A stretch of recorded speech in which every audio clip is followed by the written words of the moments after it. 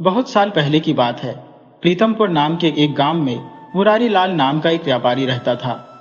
मुरारी लाल के परिवार में उसकी पत्नी और एक 10 साल का बेटा था।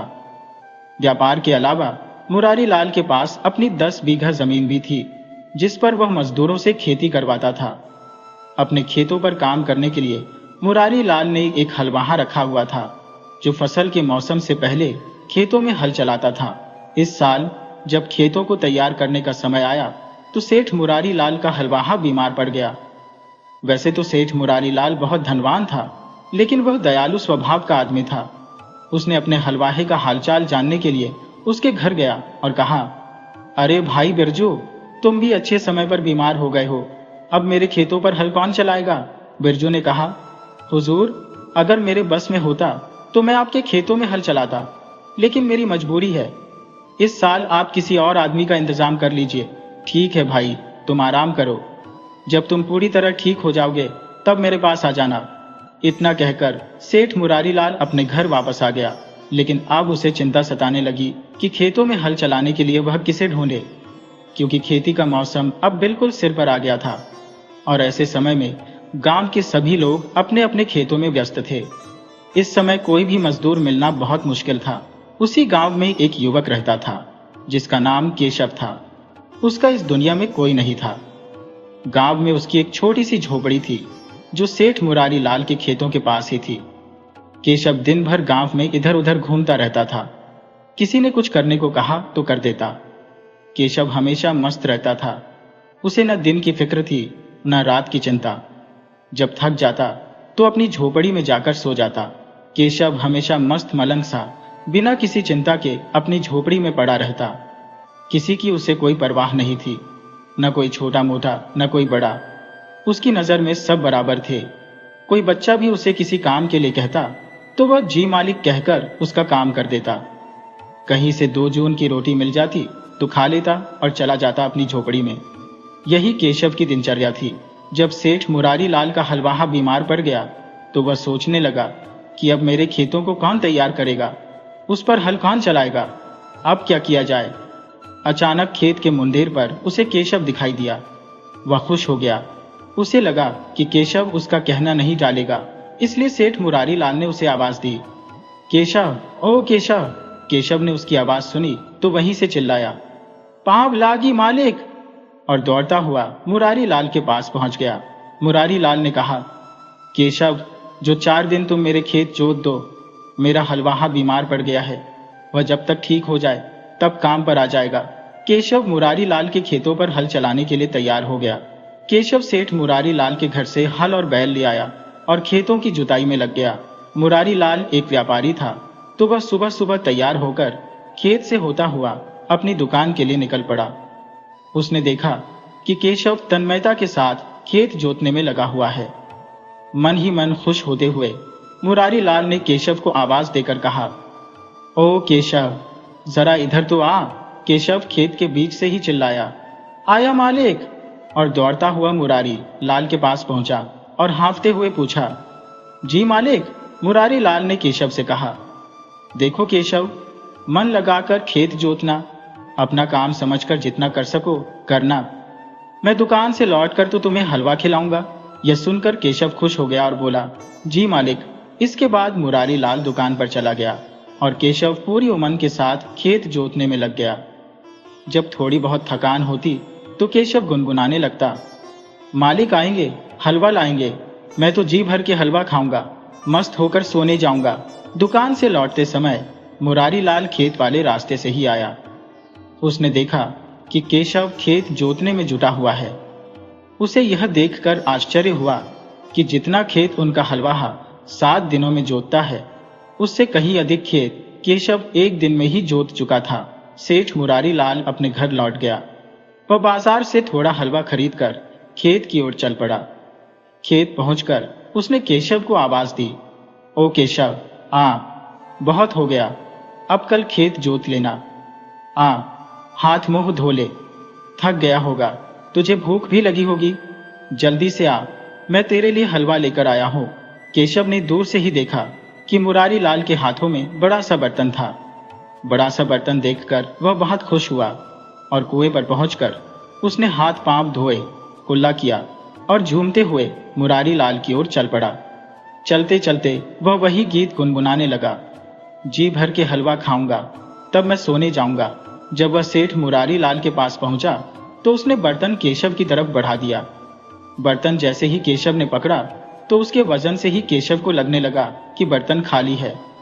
केशव ने जब बर्तन में झांका तो उसका सारा उत्साह फीका पड़ गया और उसके मुंह से निकला, यह क्या मालिक, आपने तो मुझे कहा था कि आप मुझे हलवा खिलाएंगे। मगर केशव को बीच में ही टोकते हुए मुरारी लाल बोले, हलवा ही तो है। केशव ने कहा, मगर मालिक इतना ही, इसमें मेरा पेट कहाँ भरेगा।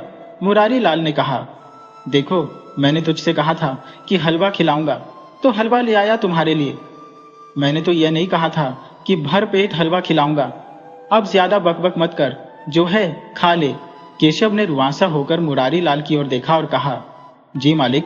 केशव ने हलवा खा लिया और कुएं पर जाकर पानी पिया, फिर बर्तन धोकर मुरारी लाल को लौटा दिया। मुरारी लाल बर्तन लेकर जब घर की ओर लौटने लगा तब उसने केशव से कहा, कल मैं घर से सीधा दुकान पर चला जाऊंगा। शाम को जब दुकान से लौटूंगा तब तुम्हारे लिए कुछ मजेदार चटपटी चीजें लेता आऊंगा। जी भर के खाना खा लेना। देख, सुबह से खेत जोतने में जरूर लग जाना। केशव ने कहा, जी मालिक। सेठ मुरारी लाल अपने घर वापस लौट गया। केशव हल और बैल को लेकर खेत पर पहुंचा, फिर अपनी झोपड़ी में पहुंचा। उसके पेट में चूहे दौड़ रहे थे, खलबली मची हुई थी। लौटा भर पानी पीकर किसी तरह केशव ने रात बिताई। रात को ही उसने सोच लिया था कि कल सेठ मुरारी लाल को वह जरूर मजा चखाएगा। दूसरी तरफ सेठ मुरारी लाल केशव के काम से बहुत खुश था। उसने सोचा, बेचारा केशव दिन भर काम में जुटा रहा, उम्मीद से ज्यादा खेत जोत दिया, लेकिन उसे आज भरपेट खाना भी नहीं मिला। खैर, कल उसके लिए कचौड़ी जलेबी लेकर आऊंगा, इतना कि उसका पेट भर जाए। दूसरे दिन शाम को खेत पर जब मुरारी लाल हाथ में कचौड़ी जलेबी से भरा बर्तन लेकर पहुंचा तो देखा कि केशव एक ही जगह हल और बैल चलाए जा रहा है। दिन भर में वह इतना छोटा सा खेत भी नहीं जोत पाया था। हाँ, जितनी जमीन जोती है उतनी जमीन की मिट्टी चूर होकर पाउडर की तरह महीन हो चुकी है। सेठ मुरारी लाल को कुछ समझ में नहीं आया कि केशव एक ही जगह पर हल क्यों चलाए जा रहा है। उन्होंने क्रोध में आवाज दी, ओ केशव, इधर आ। केशव ने उसकी ओर देखा और चिल्लाकर बोला, आया मालिक। केशव हल और बैल को छोड़कर मुरारी लाल के पास आने से पहले कुएं पर गया और हाथ पैर धोकर मुरारी लाल के पास पहुंचा और बोला, लाइए मालिक, मजेदार और चटपटी चीजें, भूख लगी है, खा लेता हूं। मुरारी लाल ने हाथ में पकड़ा हुआ बर्तन केशव की ओर बढ़ा दिया। केशव बर्तन में जलेबी पकौड़ी देखकर बहुत ही खुश हुआ और वहीं पर पालथी मारकर बैठकर खाने लगा। मुरारी लाल उसे खाता देखकर मन ही मन खुश हो रहा था। जब केशव खा चुका और बर्तन धोकर उन्हें थमा दिया तब मुरारी लाल ने बर्तन लेते हुए केशव से पूछा, केशव, आज दिन भर में तू इतनी सी जमीन भी नहीं जोत पाया, ऐसे ही जुताई होती है क्या? केशव ने मुरारी लाल की आवाज से उत्पन्न क्रोध को महसूस किया और तड़क कर बोला, मालिक, आप नाराज क्यों होते हैं? मैंने तो कहा था जो दूंगा तो सो जोत रहा था। मैंने यह थोड़ी ही कहा था कि सारा खेत जोत दूंगा। मुरारी लाल को तुरंत हलवे वाली बात याद आ गई और उसका क्रोध जाता रहा। केशव ने उसे एहसास करा दिया था कि दूसरों को धोखा देने वाले को खुद भी धोखा खाना पड़ सकता है। केशव की मस्त मलंग आवाज से मुरारी लाल हंस पड़ा और बोला, केशव, सच में तू बहुत ही अच्छा इंसान है। कल मुझसे जो गलती हो गई थी उसके लिए मैं तुझसे क्षमा याचना करता हूं। अब ऐसा कभी नहीं होगा। मैं सदैव इस बात का ध्यान रखूंगा। केशव हंस दिया, मस्त हंसी, और हल और बैल को लेकर खेत की ओर चल पड़ा। सेठ मुरारी लाल उसे मस्त चाल में जाते हुए देखता रहा। बात बहुत पुराने जमाने की है। एक छोटे से कस्बे में रामदीन नाम का एक युवक रहता था। उसके माँ बाप मर चुके थे और आगे पीछे कोई नहीं था। रामदीन बहुत ही नेक और सीधा साधा लड़का था। बाजार में उसकी छोटी सी मेवे की दुकान थी। उसकी आमदनी अच्छी हो जाती थी। रात को जब वह थका हारा घर लौटता तो घर सोने जैसा लगता था। खुद ही 2 रोटियां पका लेता, कभी ज्यादा थका होता तो ऐसे ही सो जाता। अगर कोई उसका रिश्तेदार होता तो शादी ब्याह के बारे में सोचता। उसके पड़ोस में एक बुढ़िया रहती थी। सब उसे मौसी कहकर पुकारते थे। वह जगत मौसी थी। उसे रामदीन पर बड़ा ही तरस आता था। जब भी किसी त्योहार पर या किसी और मौके पर वह कुछ खास पकवान बनाती तो थोड़ा सा रामदीन को भी दे आती थी। मौसी की एक भांजी थी जिसका नाम था सितारा, जो दूसरे मोहल्ले में अपनी माँ के साथ रहती थी। गोरा रंग था उसका और बहुत ही सुंदर, लेकिन उसे अपने गोरे रंग और खूबसूरती पर बड़ा ही घमंड था। वह हर समय शीशे के सामने खड़ी रहती और खिड़की से ताक झांक करती रहती। उसकी विधवा माँ को लड़की की शादी की बहुत चिंता थी और अपनी बेटी के लक्षणों से बहुत परेशान रहती थी। लेकिन क्या करती, जेब में पैसा ही नहीं था और बिना दहेज के गरीब की बेटी कौन ब्याहता। एक दिन विधवा माँ अपनी बहन यानी मौसी से मिलने आई तो अपनी बेटी के ब्याह का दुखड़ा लेकर बैठ गई। मौसी के दिमाग में फौरन पड़ोस के रामदीन का ख्याल आया। सोचने लगी, ऐसा शरीफ और सीधा साधा लड़का तो ढूंढने पर भी नहीं मिलेगा। उसने अपनी बहन से कहा, तू चिंता मत कर, मैं अपने पड़ोस के रहने वाले रामदीन से बात चलाती हूँ। बड़ा ही नेक लड़का है, बगैर दहेज में पैसा खर्च किए लड़की अपने घर चली जाएगी। उसी शाम मौसी एक प्लेट में 2 लड्डू लेकर रामदीन के घर पहुंची। रामदीन उस वक्त दुकान से लौट रहा था। उसे भूख लगी थी तो चूल्हा जलाने की कोशिश कर रहा था। मौसी को देखकर वह कमरे में आया और मौसी को बिठाया। मौसी बोली, बेटा, दिन भर का थका हारा वापस आकर तू रोटी पकाता है। यह देखकर तो मेरा कलेजा जल उठता है। तू शादी ब्याह क्यों नहीं कर लेता? रामदीन बोला, मौसी, तुम्हें तो मालूम ही है कि मेरे आगे पीछे कोई नहीं है। ये शादी ब्याह तो माँ बाप की जिम्मेदारी होती है। मेरे यहाँ पर तो कोई है ही नहीं जो मेरा ब्याह करवाएगा, और मुझसे शादी करेगा भी कौन? मौसी ने तपाक से कहा, अरे नहीं बेटा, ऐसी बात नहीं करते। मैं अभी जिंदा हूं ना, और फिर तुझ में किस बात की कमी है? कमाऊ बेटा है तू। वह सब तो ठीक है मौसी, लेकिन लड़की कहाँ पर है? मौसी ने झट से उसके मुंह में लड्डू ठूंस दिया और बोली, बेटा, मेरी भांजी है जिसका नाम है सितारा। वह चांद सी खूबसूरत है, तू उसे देखता ही रह जाएगा। यूं तो उसके लिए ढेरों रिश्ते आए हैं, लेकिन मैंने तो अपनी बहन को साफ कह दिया कि रामदीन से अच्छा लड़का तुझे नहीं मिलेगा। मेरी सितारा है भी तो बहुत सुंदर, और तुम्हारा घर बन जाएगा। रामदीन को अपनी शादी की बात करते हुए बड़ी शर्म आ रही थी। वह धीरे से बोला, मौसी, आप तो मेरी माँ की जगह पर है। जैसा आप ठीक समझे वैसा कर ले। मौसी ने मारी खुशी के दूसरा लड्डू खुद अपने मुंह में ठूस लिया और रामदीन को आशीर्वाद देते हुए वहां से चली गई। घर पहुंची तो मौसी अपनी बहन से बोली, लो भाई, तेरा काम तो हो गया। इतना सीधा साधा लड़का तुम्हें 7 जन्म में कहीं नहीं मिलेगा। तेरी बेटी राज करेगी, और रामदीन की अपनी दुकान है, अच्छा भला कमा लेता है। सितारा की माँ बोली, लेकिन बहन, मेरे पास तो फूटी कौड़ी भी नहीं है कि दामाद के लिए 2 जोड़ी कपड़े ही बना सको और बारात को खाना खिला सको। मौसी बोली, तुम उसकी फिक्र न करो, मैं सब कर लूंगी। अगले दिन मौसी लड्डू लेकर रामदीन के घर पहुंची और बात पक्की होने की बधाई दी। रामदीन का दिल तो मानो उछलने लगा। खुशी के मारे उसे सांस ही नहीं आ रही थी। मौसी ने कहा, अब जो भी इंतजाम करना है वह आपको ही करना है। अरे रामू, तू फिक्र न कर बेटा, मैं सब कुछ संभाल लूंगी। हाँ, कुछ नगद रुपया है तो वह दे दे। खुशी के मारे रामदीन के पैर हाथ फूल गए थे। जल्दी से कमरे में गया और जो भी जमा पूंजी थी थैली में लाकर मौसी के हाथों में रख दी। मौसी को तो मानो मन की मुराद मिल गई थी। थोड़े ही पैसे उसने अपने पास रखे और बाकी थैली अपनी बहन को सौंप दी। कहने लगी, लो, अब सोच समझकर खर्च करना। अगले महीने ही रामदीन की शादी हो गई। थोड़ी सी बारात थी। रामदीन के ज्यादा दोस्त और जानने वाले भी नहीं थे। उसका एक दोस्त था जिसका नाम था सज्जन, और आसपास के कुछ दुकानदार उसकी बारात में आए थे। रामदीन चांद की तरह बीवी पाकर फूला न समाया। दूसरे दिन उसने 4-5 लोगों को अपने घर पर दावत पर बुलाया। सज्जन भी अपनी माँ और बहन के साथ उसके घर पर आया था। सज्जन ने कहा, भाई, मैं तो भाभी की मुंह दिखाई करूंगा। एक ही तो देवर हो, और देवर से शर्म कैसी। रामदीन बेचारा सीधा साधा व्यक्ति था। दोस्ती की वजह से वह मान गया। सज्जन ने सोने का पानी चढ़ाया हुआ चांदी की बालियां मुंह दिखाई में दे दी। सितारा तो खुश हो गई। इतनी कीमती मुंह दिखाई तो उसे किसी ने नहीं दी थी। असल में रामदीन का दोस्त सज्जन अपने नाम के बिल्कुल उल्टा था। वह एक नंबर का बदमाश था। खाते पीते बाप का बेटा था। बाप का अपना कारोबार था। पैसे की कोई कमी नहीं थी। थोड़ी बहुत देर तक वह कारोबार पर बैठता और फिर दिन भर आवारा गर्दी करता। रामदीन के साथ वह पाठशाला में पढ़ा था। वहीं से दोस्ती हो गई थी।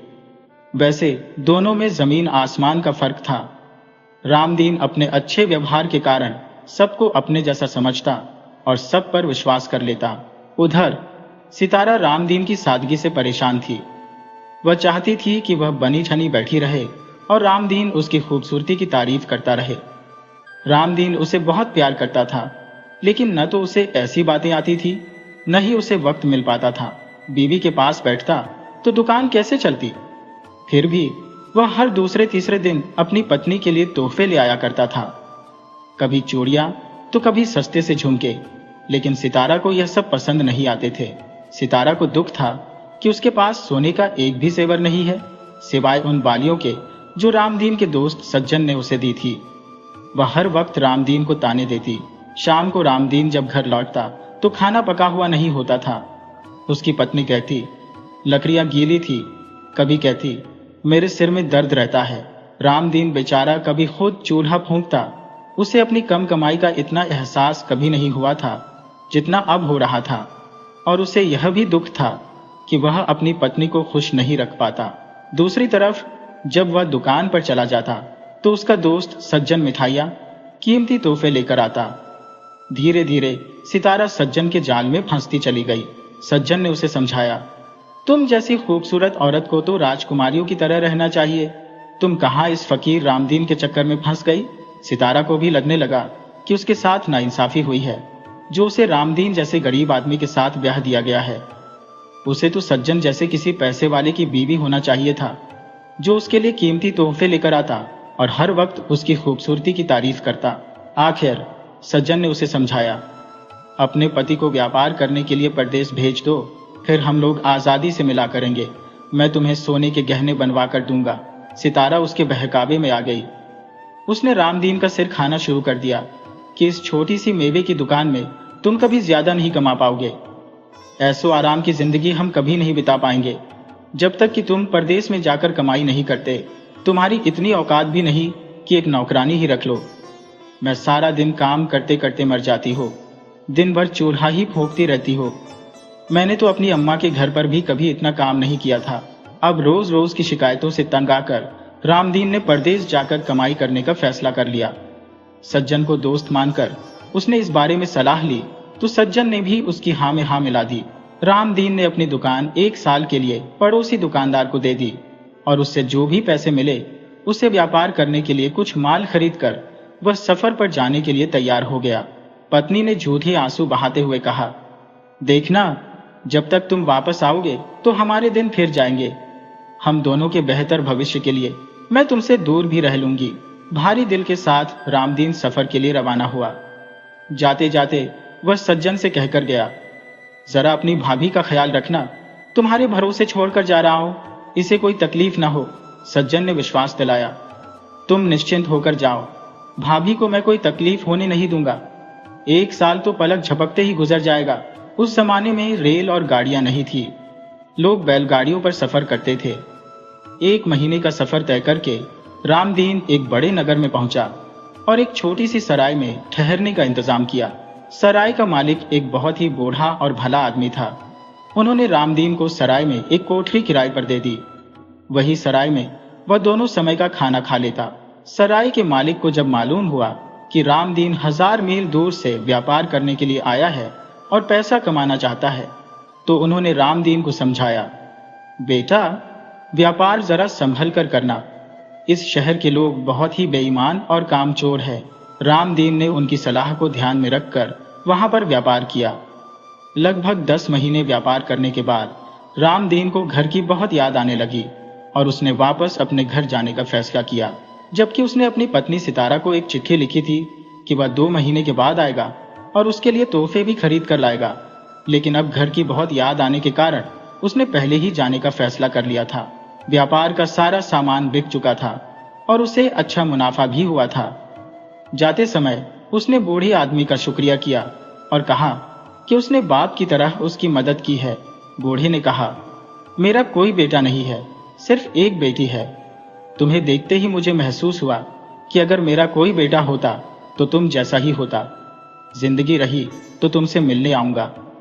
तुम इतने अच्छे और इतने सीधे साधे हो कि जी चाहता है कि तुम्हारे साथ कभी कुछ गलत ना हो। तुम एक व्यापारी हो तो अक्सर तुम्हें सफर पर आना जाना पड़ेगा, इसीलिए मेरी 3 बातें हमेशा याद रखना। पहली नसीहत यह है कि जहां तक हो सके रोजी रोटी कमाने के लिए परदेश न जाना। अपने देश में जो भी रोटी मिले वह परदेश की रोटी से कहीं अच्छी होती है। भगवान ने सबके लिए रोजी रोटी का इंतजाम किया है। जो कुछ भी तुम्हारी किस्मत में होगा वह तुम्हें जरूर मिलेगा। दूसरी नसीहत यह है कि कभी औरतों के कहने में आकर परदेश के सफर पर मत निकलना। घर की औरतें कारोबार और व्यापार के बारे में कुछ नहीं जानती। और तीसरी नसीहत यह है कि कभी पत्नी को दोस्त के भरोसे पर छोड़कर सफर पर मत जाना, चाहे दोस्त कितना भी अच्छा क्यों ना हो। यह सब सुनकर रामदीन बोला, बाबा, मैंने तो यह तीनों काम किए हैं जिसके न करने की आपने नसीहत दी है।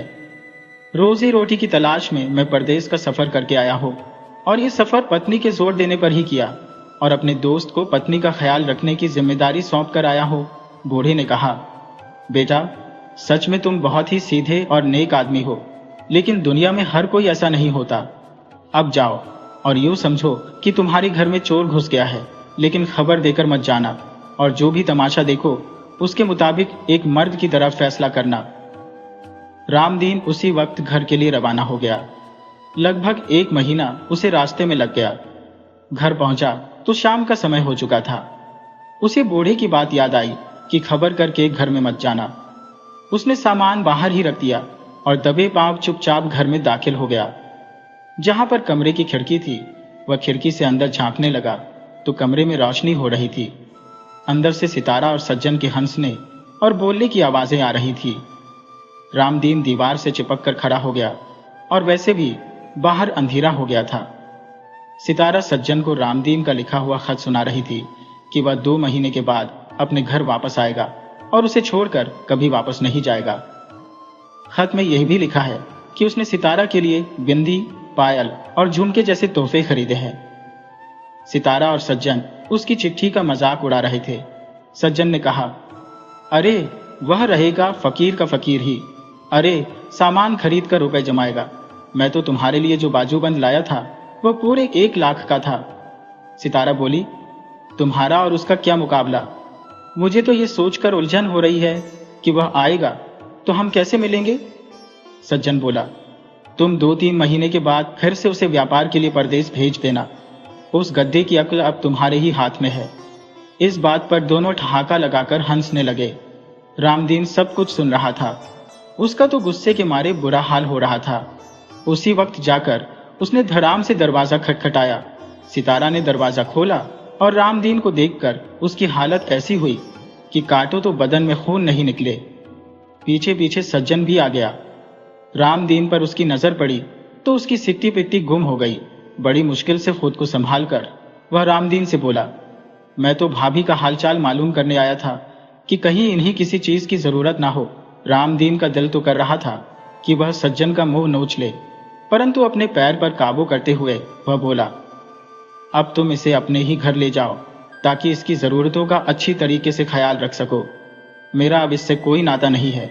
सितारा ने जोर जोर से रोना शुरू कर दिया और सज्जन भी चोरी पर सीना जोरी करते हुए रामदीन को बुरा भला कहने लगा और बोला, यह कैसा जमाना आ गया है। मैं तो भाभी समझकर इतने दिन इनकी देखभाल करता रहा और अब यह है कि मुझ पर ही इल्जाम लगा रहा है। शोर शराबा सुनकर आस पड़ोस के लोग भी जमा हो गए। सबने रामदीन से कहा, रामदीन, तुमने बहुत अच्छा किया जो वापस लौट आए और इस औरत के साथ रिश्ता तोड़ दिया। ऐसी औरत के साथ यही होना चाहिए। हम तो इतने दिनों से इन दोनों की बेशर्मी देख रहे थे, लेकिन सिर्फ तुम्हारे कारण ही चुप थे। यह शरीफ लोगों का मोहल्ला है और हमारे घर में भी बेटी बहुएं हैं। यह खबर सज्जन के माँ बाप तक पहुंची तो वे भी अपने बेटे की करतूतों पर बड़े नाराज और शर्मिंदा हुए। रामदीन ने सज्जन की माँ से कहा, मौसी, आप अपने बेटे का ब्याह सितारा से कर दो। मैं नहीं चाहता कि सितारा बेघर हो जाए और वैसे भी ये दोनों एक दूसरे को पसंद करते हैं और एक साथ खुश रहेंगे। सज्जन ने बहुत हाथ पैर मारे, लेकिन उसकी एक नहीं चली। सज्जन की मां सितारा को अपने घर ले गई ताकि सही मुहूर्त पर दोनों की शादी करवा सके। इस हंगामे में आधी रात बीत चुकी थी। रामदीन लंबे सफर से आया था और थका हुआ था। यह सब कुछ देखकर वह बिल्कुल टूट सा गया। 2 दिन तक तो वह घर से बाहर ही नहीं निकला। उसे परदेश वाले बूढ़े बाबा और उनकी बातें याद आ रही थी। जैसे तैसे उसने महीने 2 महीने गुजारे, लेकिन किसी काम में उसका मन नहीं लगता था। तो फिर से वह सफर पर निकल पड़ा और बूढ़े बाबा के घर पर जा पहुंचा। बूढ़े ने उसे गले से लगाया और तसल्ली देते हुए समझाया, बेटा, जो कुछ भी हुआ अब उसे भूल जाओ। सितारा, तुम जैसे नेक लड़के के काबिल नहीं थी। शुक्र करो कि भगवान ने तुम्हारा पीछा उससे छुड़ा दिया। मेरी एक ही बेटी है, मैं अपने मुंह से उसकी तारीफ नहीं करूंगा, मगर बहुत ही नेक और घरेलू लड़की है। तुम उसके साथ खुश रहो। अगर तुम राजी हो जाओ तो मैं अपनी बेटी की शादी तुम्हारे साथ करने को तैयार हूं। रामदीन तो पहले से ही बूढ़े बाबा की बहुत इज्जत करता था। वह इस रिश्ते के लिए तैयार हो गया। दोनों की शादी कर दी गई और फिर बूढ़ी ने कहा, अब तुम अपने देश में जाकर व्यापार करो और खुश रहो। रामदीन ने कहा, जीते रहो बाबा, आप भी हमारे साथ ही चलिए। यहाँ पर आपकी देखभाल करने वाला कौन है? हमारे साथ रहोगे तो हमारे घर में भी बरकत हो जाएगी। बड़े बूढ़ों का आशीर्वाद मानो भगवान का आशीर्वाद होता है। रामदीन की जीत के आगे बूढ़े बाबा मजबूर हो गए और वैसे भी वह उस शहर में नहीं रहना चाहते थे। उन्होंने अपनी सराय बेच दी और रामदीन के साथ आ गए। उनकी समझदारी भरी नसीहत पर चलकर रामदीन ने बहुत तरक्की की और अपने शहर का एक बहुत बड़ा व्यापारी बन गया।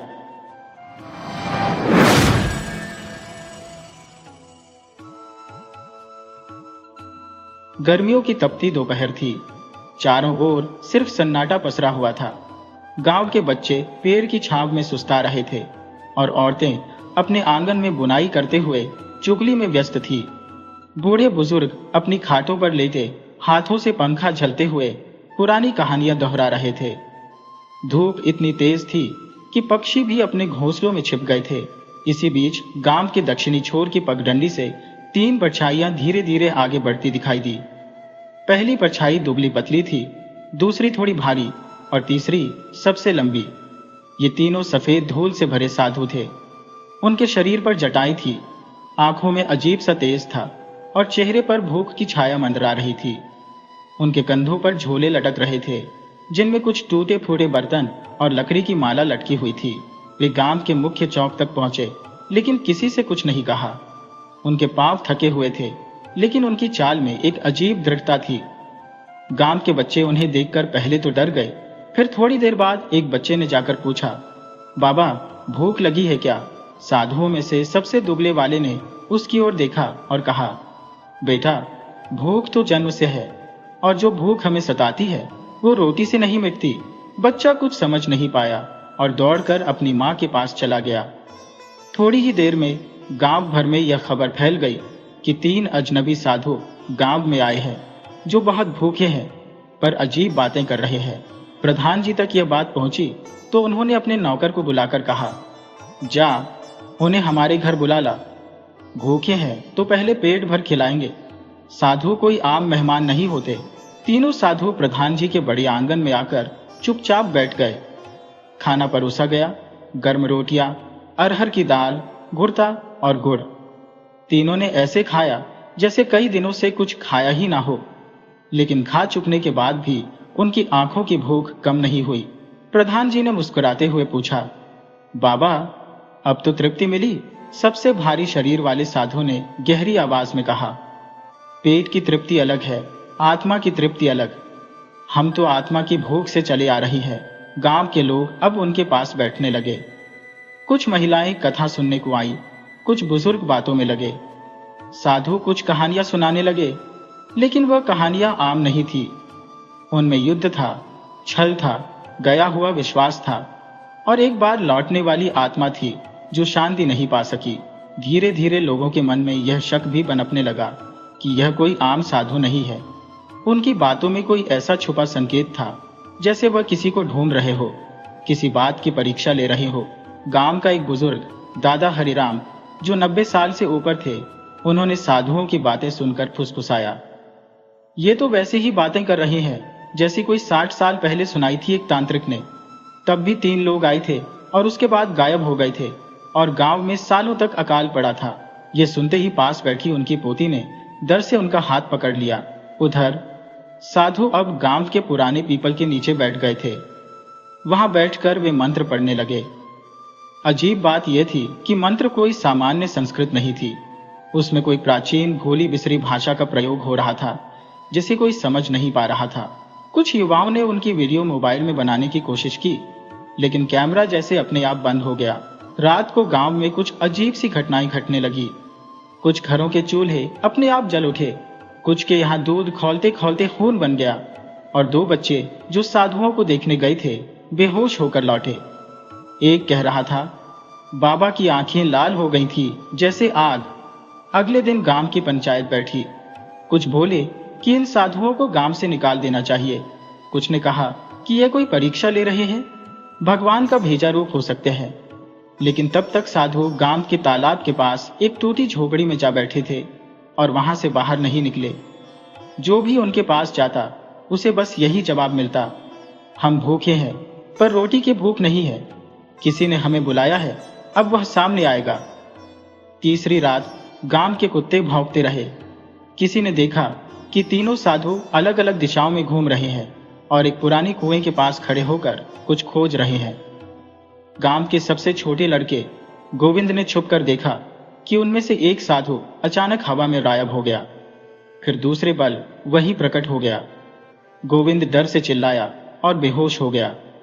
अगले दिन जब वह होश में आया तो बस यही बड़बड़ाता रहा, बाबा ने कहा कि भूख खत्म नहीं होगी जब तक राज नहीं खुलेगा।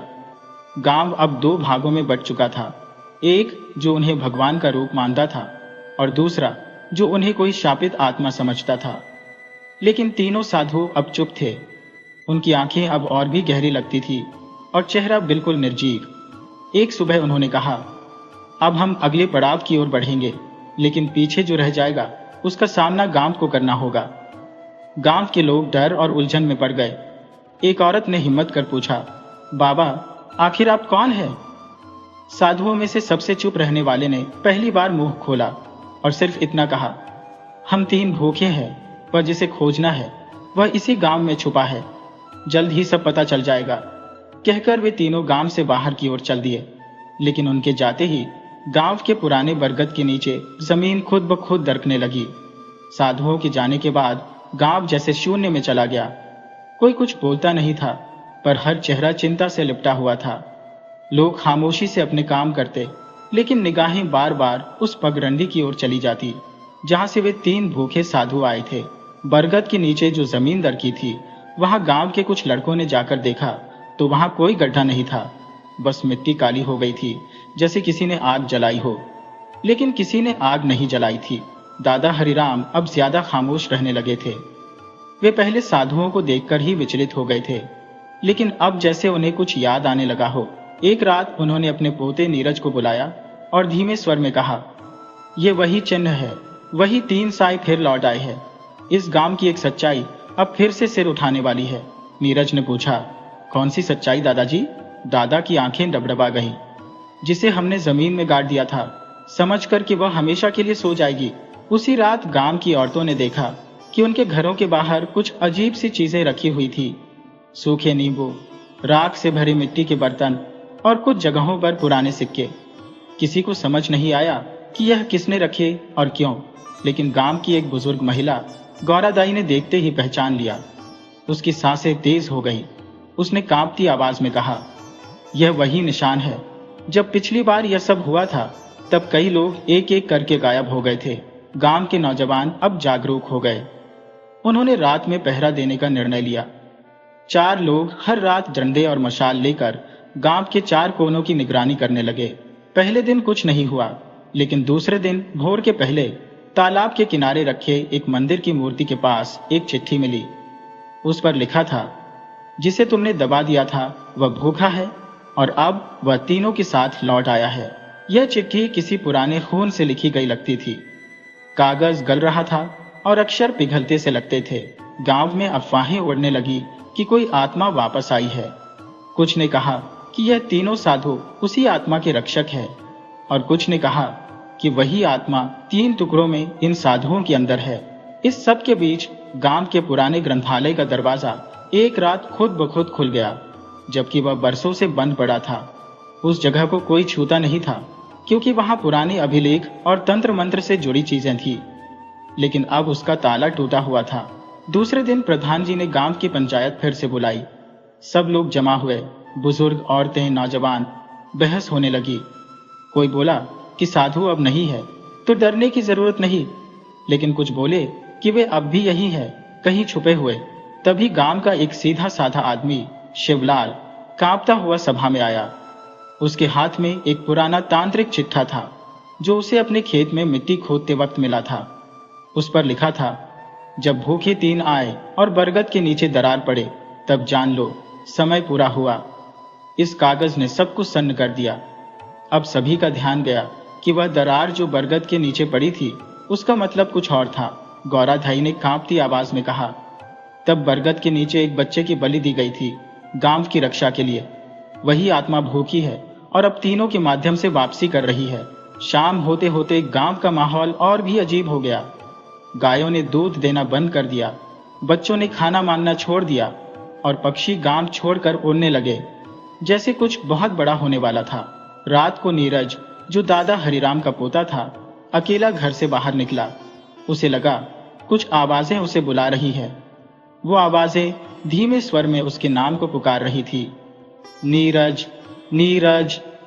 वो आवाजें न पूरी तरह डरावनी थी, न ही सुकून देने वाली, बस रहस्यमयी थी।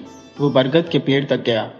पेड़ के नीचे अब हल्की रोशनी थी, जैसे कोई दीप जल रहा हो, लेकिन कोई दिखाई नहीं दे रहा था। तभी उसे पीठ पीछे किसी की सांसों की गर्माहट महसूस हुई। उसने पलट कर देखा, तीनों साधु वहां खड़े थे, एकदम चुप। उनके चेहरे बदल चुके थे, अब वे किसी भी इंसान जैसे नहीं लगते थे। नीरज ने डर से आंखें बंद कर ली। तभी सबसे ऊंचे साधु ने धीमे स्वर में कहा, राज का समय आ गया है, लेकिन क्या तुम उसे सह सकोगे? नीरज बेहोश होकर जमीन पर गिर गया। जब वो सुबह गांव वालों को तालाब के किनारे मिला तो उसकी आंखें खुली थी, पर बोल नहीं रहा था। उसकी हथेली में कुछ लिखा था, खून से, बस एक शब्द, मुक्ति। अब पूरा गांव समझ गया था कि तीनों भूखे साधु यूं ही नहीं आए थे। वे किसी भूली हुई गलती का हिसाब मांगने आए थे। लेकिन गलती किसने की थी? क्या वह आत्मा अभी भी जीवित थी?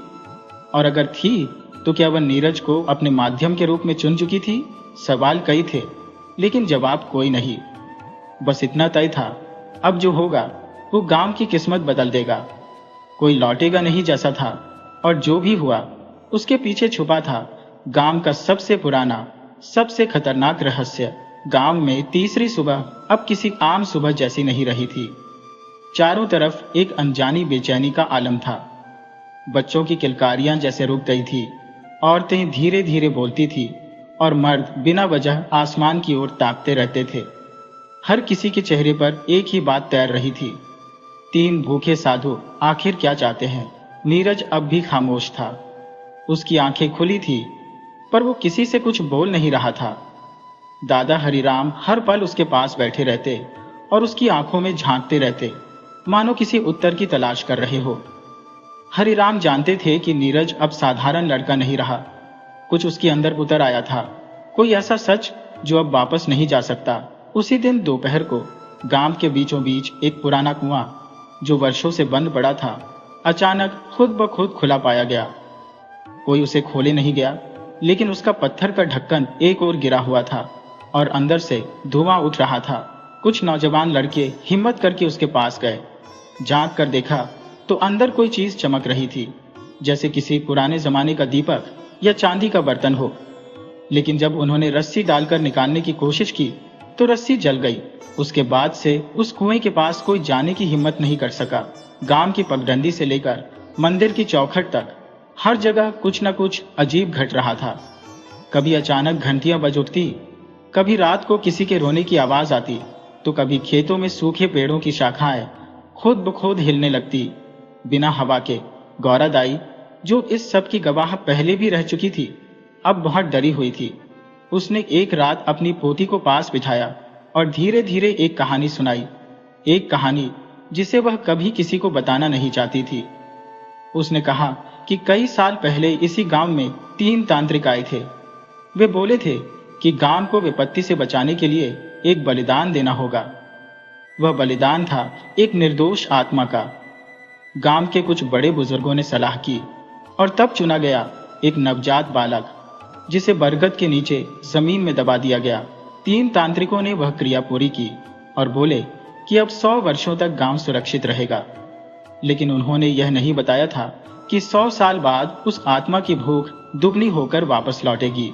अब लगता है वही आत्मा भूखी है, उसे मुक्ति चाहिए और वह 3 तांत्रिक अब साधु बनकर लौटे हैं अपनी अधूरी प्रक्रिया को पूरा करने।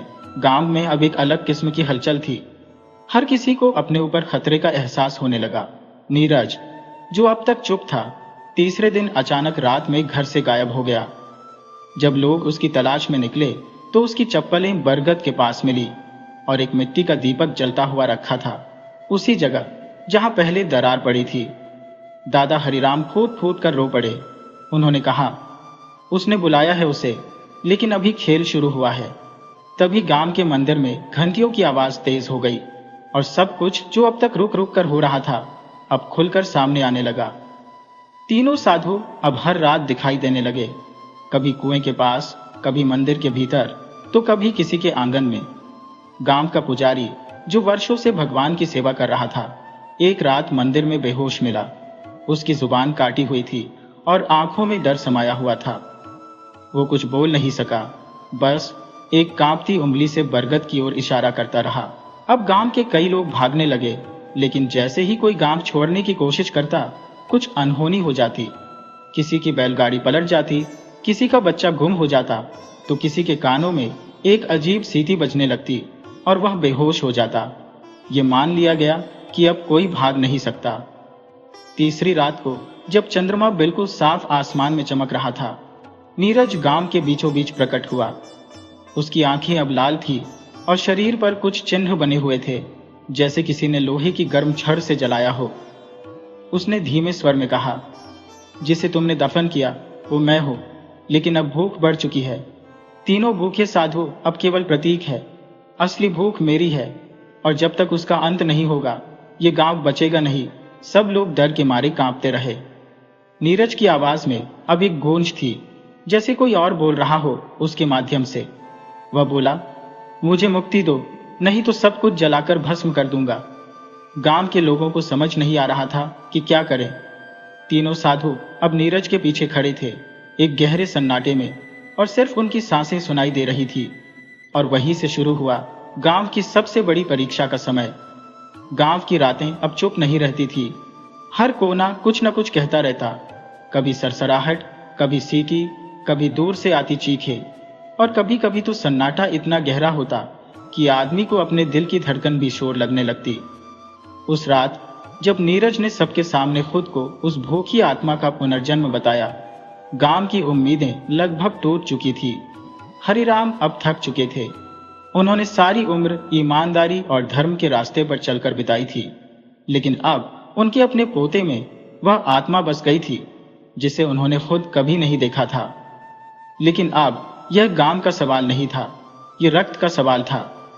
उन्होंने अपने कमरे के कोने से पुरानी लकड़ी की संदूक निकाली, जिस पर धूल की मोटी परत जमी थी। उस संदूक में एक पुरानी लोहे की थाली, कुछ तांबे के सिक्के, एक जले हुए कागज का टुकड़ा और एक छोटी सी किताब थी, अतृप्त आत्माओं का विधि विधान। ये किताब उनके दादा के दादा की थी। कभी उन्होंने इसे सिर्फ मनोरंजन समझकर पलटा था, लेकिन आज यही किताब उनकी अंतिम उम्मीद थी। वे मोमबत्ती जलाकर पूरी रात बैठे रहे। किताब के अंतिम पृष्ठ पर कुछ खास निर्देश थे। यदि कोई आत्मा बलिदान में बंधे और 100 वर्ष पश्चात भूख के साथ लौटे, तो उसकी मुक्ति सिर्फ वही कर सकता है जिसने पहली बार उसे मिट्टी में दबाया हो।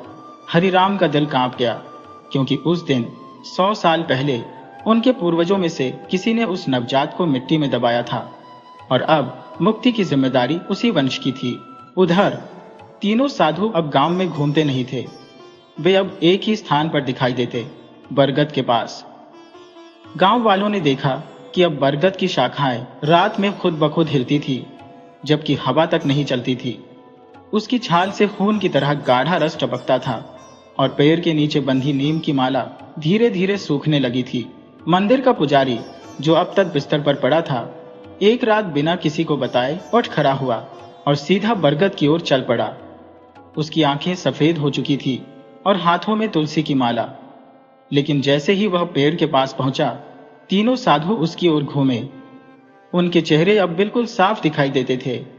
एक की आंखें पूरी तरह काली थी, दूसरे की जीभ बाहर लटक रही थी और तीसरे का चेहरा जैसे राख से बना हो। पुजारी ने कुछ बोलने की कोशिश की, लेकिन साधुओं ने अपनी हथेली उसके माथे पर रख दी और पुजारी वहीं पत्थर बन गया। अब डर ने गांव को पूरी तरह जकड़ लिया। बच्चे अब रोते नहीं थे, औरतें घर से बाहर नहीं निकलती थी और मर्द एक दूसरे की आंखों में देखते तक नहीं थे। सबके भीतर एक ही सवाल था, अगला कौन? नीरज अब खुलेआम गांव में घूमता था, पर वह पहले जैसा नहीं था। उसकी चाल में अजीब लचक थी और आंखों में शून्य। जब वह बोलता तो लगता जैसे कोई पुराना मरा हुआ आदमी बोल रहा हो। लेकिन एक रात जब गांव के लोग उसे नजरअंदाज करने की कोशिश कर रहे थे, उसने सबके सामने गांव की सबसे बड़ी सच्चाई कह दी। उसने कहा, इस गांव की नींव खून से भरी है। मेरे साथ सिर्फ अन्याय नहीं हुआ था, बलिदान हुआ था, लेकिन बलिदान अधूरा था। मुझे भूखा छोड़ दिया गया। अब मैं वही चाहता हूं जो मुझसे छीना गया, जीवन। लेकिन अब एक जीवन नहीं, कई जीवन, क्योंकि जितने लोग उस दिन मौन थे, उतने ही अब मुझ पर ऋणी है। लोग कांप गए। हर कोई जानता था कि उस दिन के अपराध में किसी न किसी के पूर्वज शामिल थे और अब वह आत्मा सबका हिसाब मांग रही थी। हरिराम ने किताब की आखिरी पंक्तियों को फिर से पढ़ा। मुक्ति तभी संभव है जब आत्मा को उसकी भूख के बदले आत्मीयता मिले, उसे समझाया जाए, पुकारा जाए और उसकी स्मृति को शांति दी जाए। वह जान गए कि अब नीरज को वापस बुलाने का एक ही रास्ता है, उस आत्मा को यह समझाना कि बदला नहीं, शांति उसकी मुक्ति है। लेकिन ऐसा कर पाना असंभव था, क्योंकि आत्मा अब भूख में नहीं, बदले में थी। हरिराम ने गांव के 5 सबसे बुजुर्गों को बुलाया। वे सभी उन वंशों से थे जिन्होंने कभी उस नवजात आत्मा के बलिदान को मंजूरी दी थी। सबने स्वीकार किया कि गलती हुई थी, लेकिन अब सिर्फ क्षमा मांगने से कुछ नहीं होगा, कुछ त्याग करना होगा। वो त्याग क्या था, किसी को नहीं पता था। लेकिन उसी रात गांव के मंदिर में अचानक घंटियां अपने आप बजने लगी और एक लौ दिखाई दी, सफेद, शुद्ध, शांत, जो मंदिर से उठकर बरगद की ओर चली। लोग पीछे पीछे दौड़े। बरगद के पास नीरज खड़ा था, पर अब वो रो रहा था। उसकी आंखों से आंसू निकल रहे थे और उसका शरीर कांप रहा था। साधु अब पीछे हट गए थे और उसी समय मंदिर की वह लौ नीरज के शरीर में समा गई। एक पल के लिए सब कुछ रुक गया और फिर जैसे किसी ने पूरे गांव पर जल छिड़का हो। हवा चली, पेड़ हिले और नीरज जोर से चिल्लाया, मुझे मुक्त कर दो। हरिराम ने आगे बढ़कर अपने हाथ उसकी ओर बढ़ाए। माफ कर दो बेटे, हमसे भूल हुई, अब यह बोझ तुमसे नहीं रहेगा। और तब एक तेज रोशनी में नीरज का शरीर हवा में उठा और शांत हो गया। तीनों साधु अब शांत चेहरों के साथ खड़े थे। उन्होंने एक साथ हाथ जोड़े और धुएं की तरह मिट गए। गांव फिर से शांत हो गया, लेकिन यह शांति असली थी या सिर्फ एक विराम, कोई नहीं जानता था। गांव को ऐसा लगा जैसे सदियों पुराना कोई बोझ उतर गया हो। नीरज अब नहीं रहा, लेकिन उसके चेहरे पर जो मुस्कान आखिरी पल में थी, उसने कई दिलों को भिगो दिया। हरिराम, जो अब तक खुद को दोषी मानते आए थे, पहली बार हल्के से मुस्कुराए। गांव के लोग धीरे धीरे फिर से सामान्य जीवन में लौटने लगे। खेतों में हल चलने लगा, बच्चे बाहर खेलने लगे और मंदिर में फिर से घी का दिया जलने लगा। लेकिन कुछ था जो अधूरा रह गया था। बरगद का पेड़ अब शांत खड़ा रहता, लेकिन उसकी शाखाएं अब भी एक अजीब सी सर्दी बिखेरती थी। उस रात के बाद कोई भी बरगद के पास नहीं गया। तीनों साधु तो धुएं में बदल गए थे, लेकिन किसी ने यह नहीं देखा कि वह धुआं कहाँ गया। बरगद की जड़ों के पास जमीन थोड़ी धंसी हुई थी, जैसे किसी ने वहां कुछ गाड़ा हो। एक दिन गांव का एक नौजवान लड़का अर्जुन, जो इन सब कहानियों को बस अफवाह मानता था, बरगद के नीचे जा पहुंचा। वह जमीन खोदने लगा। उसे यकीन था कि यह सब सिर्फ मनगढ़ंत बातें हैं, लेकिन जैसे ही उसका फावड़ा तीसरी बार जमीन में लगा, एक अजीब सी आवाज निकली, जैसे किसी पत्थर पर लोहे की चोट पड़ी हो। वह और खोदने लगा और फिर उसके हाथ एक लोहे की संदूक से टकराए। संदूक पर कोई ताला नहीं था, लेकिन उस पर अजीब अक्षरों में कुछ लिखा था, भूख की हद, आत्मा की सजा। अर्जुन ने जब संदूक खोला तो उसमें सिर्फ 3 चीजें थी, एक सूखी रोटी, एक तांबे की कटोरी जिसमें जम चुका खून जैसा पदार्थ था, और एक काले रंग की मोहर जिस पर त्रिशूल बना था। अर्जुन हंसा। यही है उस डरावनी कहानी का सच। उसने रोटी को हाथ में लिया ही था कि हवा का रुख बदल गया। चारों ओर सन्नाटा छा गया और बरगद की शाखाएं जोर जोर से हिलने लगी। अर्जुन कुछ समझ पाता उससे पहले ही जमीन उसके पैरों के नीचे से कांपने लगी। उसके सामने अचानक 3 परछाइयां उभर आई, वही 3 भूखे साधु। अब वे साधु नहीं लग रहे थे, वे भूत भी नहीं लग रहे थे, वे कुछ और थे, एक ऐसी शक्ति का रूप जो ना तो जिंदा थी न मरी हुई। अर्जुन अब कांप रहा था। उसने रोटी वहीं फेंक दी और भागने की कोशिश की, लेकिन उसके पांव जमीन में जैसे धंस गए थे। तीनों परछाइयां उसके इर्द गिर्द घूमने लगी। उनमें से एक ने कहा, भूख मिट गई थी, पर हमारी पहचान नहीं। हम सिर्फ आत्माएं नहीं थे, हम प्रतीक थे, उस अन्याय के, उस तृष्णा के जो कभी खत्म नहीं होती। दूसरे ने कहा, जिस रोटी को तुमने हंसकर उठाया वही हमारे अस्तित्व की आखिरी निशानी थी, और अब जब तुमने उसे छुआ है तुम हमारी कहानी का हिस्सा बन गए हो। तीसरे ने आगे बढ़कर अर्जुन की ओर देखा और बोला, हम चले गए थे लेकिन सिर्फ इंतजार में थे अगली भूख के, और अब हम फिर जिंदा हैं। अर्जुन चीखता रहा, लेकिन उसकी आवाज किसी ने नहीं सुनी।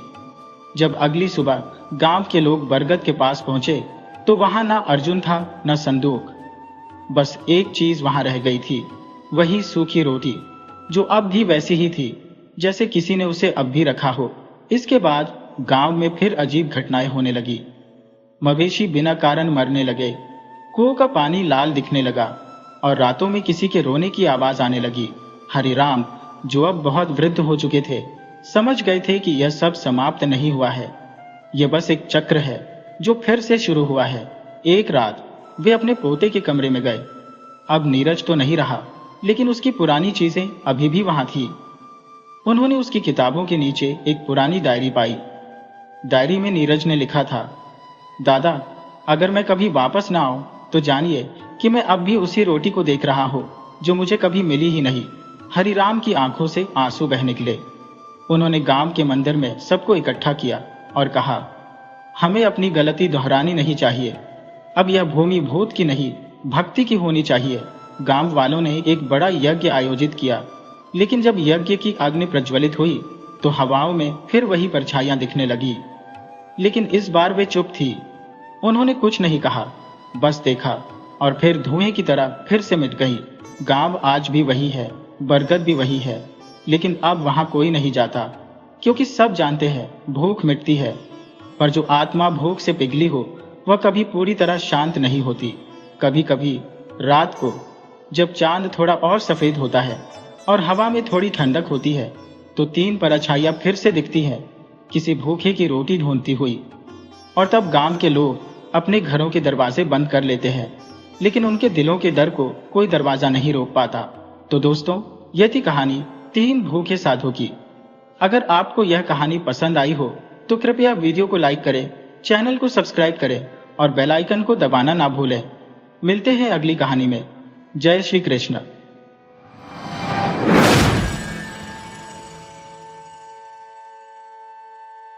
बीजापुर नाम के गांव के मुखिया सूरजभान बहुत ही समझदार और सुलझे हुए इंसान थे।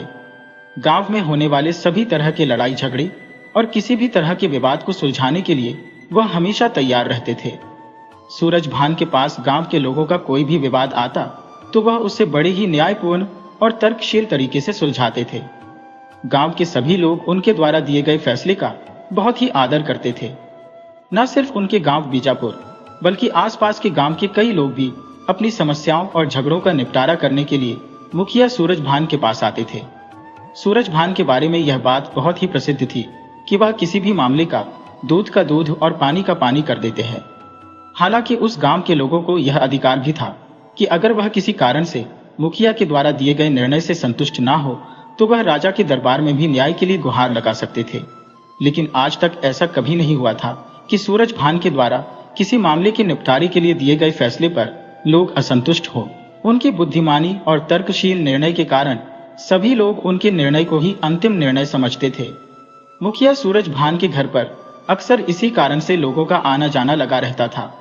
प्रतिदिन वह कई तरह के विवाद और झगड़ों का निपटारा करते थे। आज तक किसी भी व्यक्ति को न्याय के लिए राजा के दरबार में जाने की आवश्यकता नहीं पड़ी थी। इसी नगर के राजा थे राजा चक्रधर, जो अपनी प्रजा का बहुत ही ख्याल रखते थे। महाराज चक्रधर के 2 संतानें थी, उनका बेटा पृथ्वी और उनकी बेटी कुसुमलता।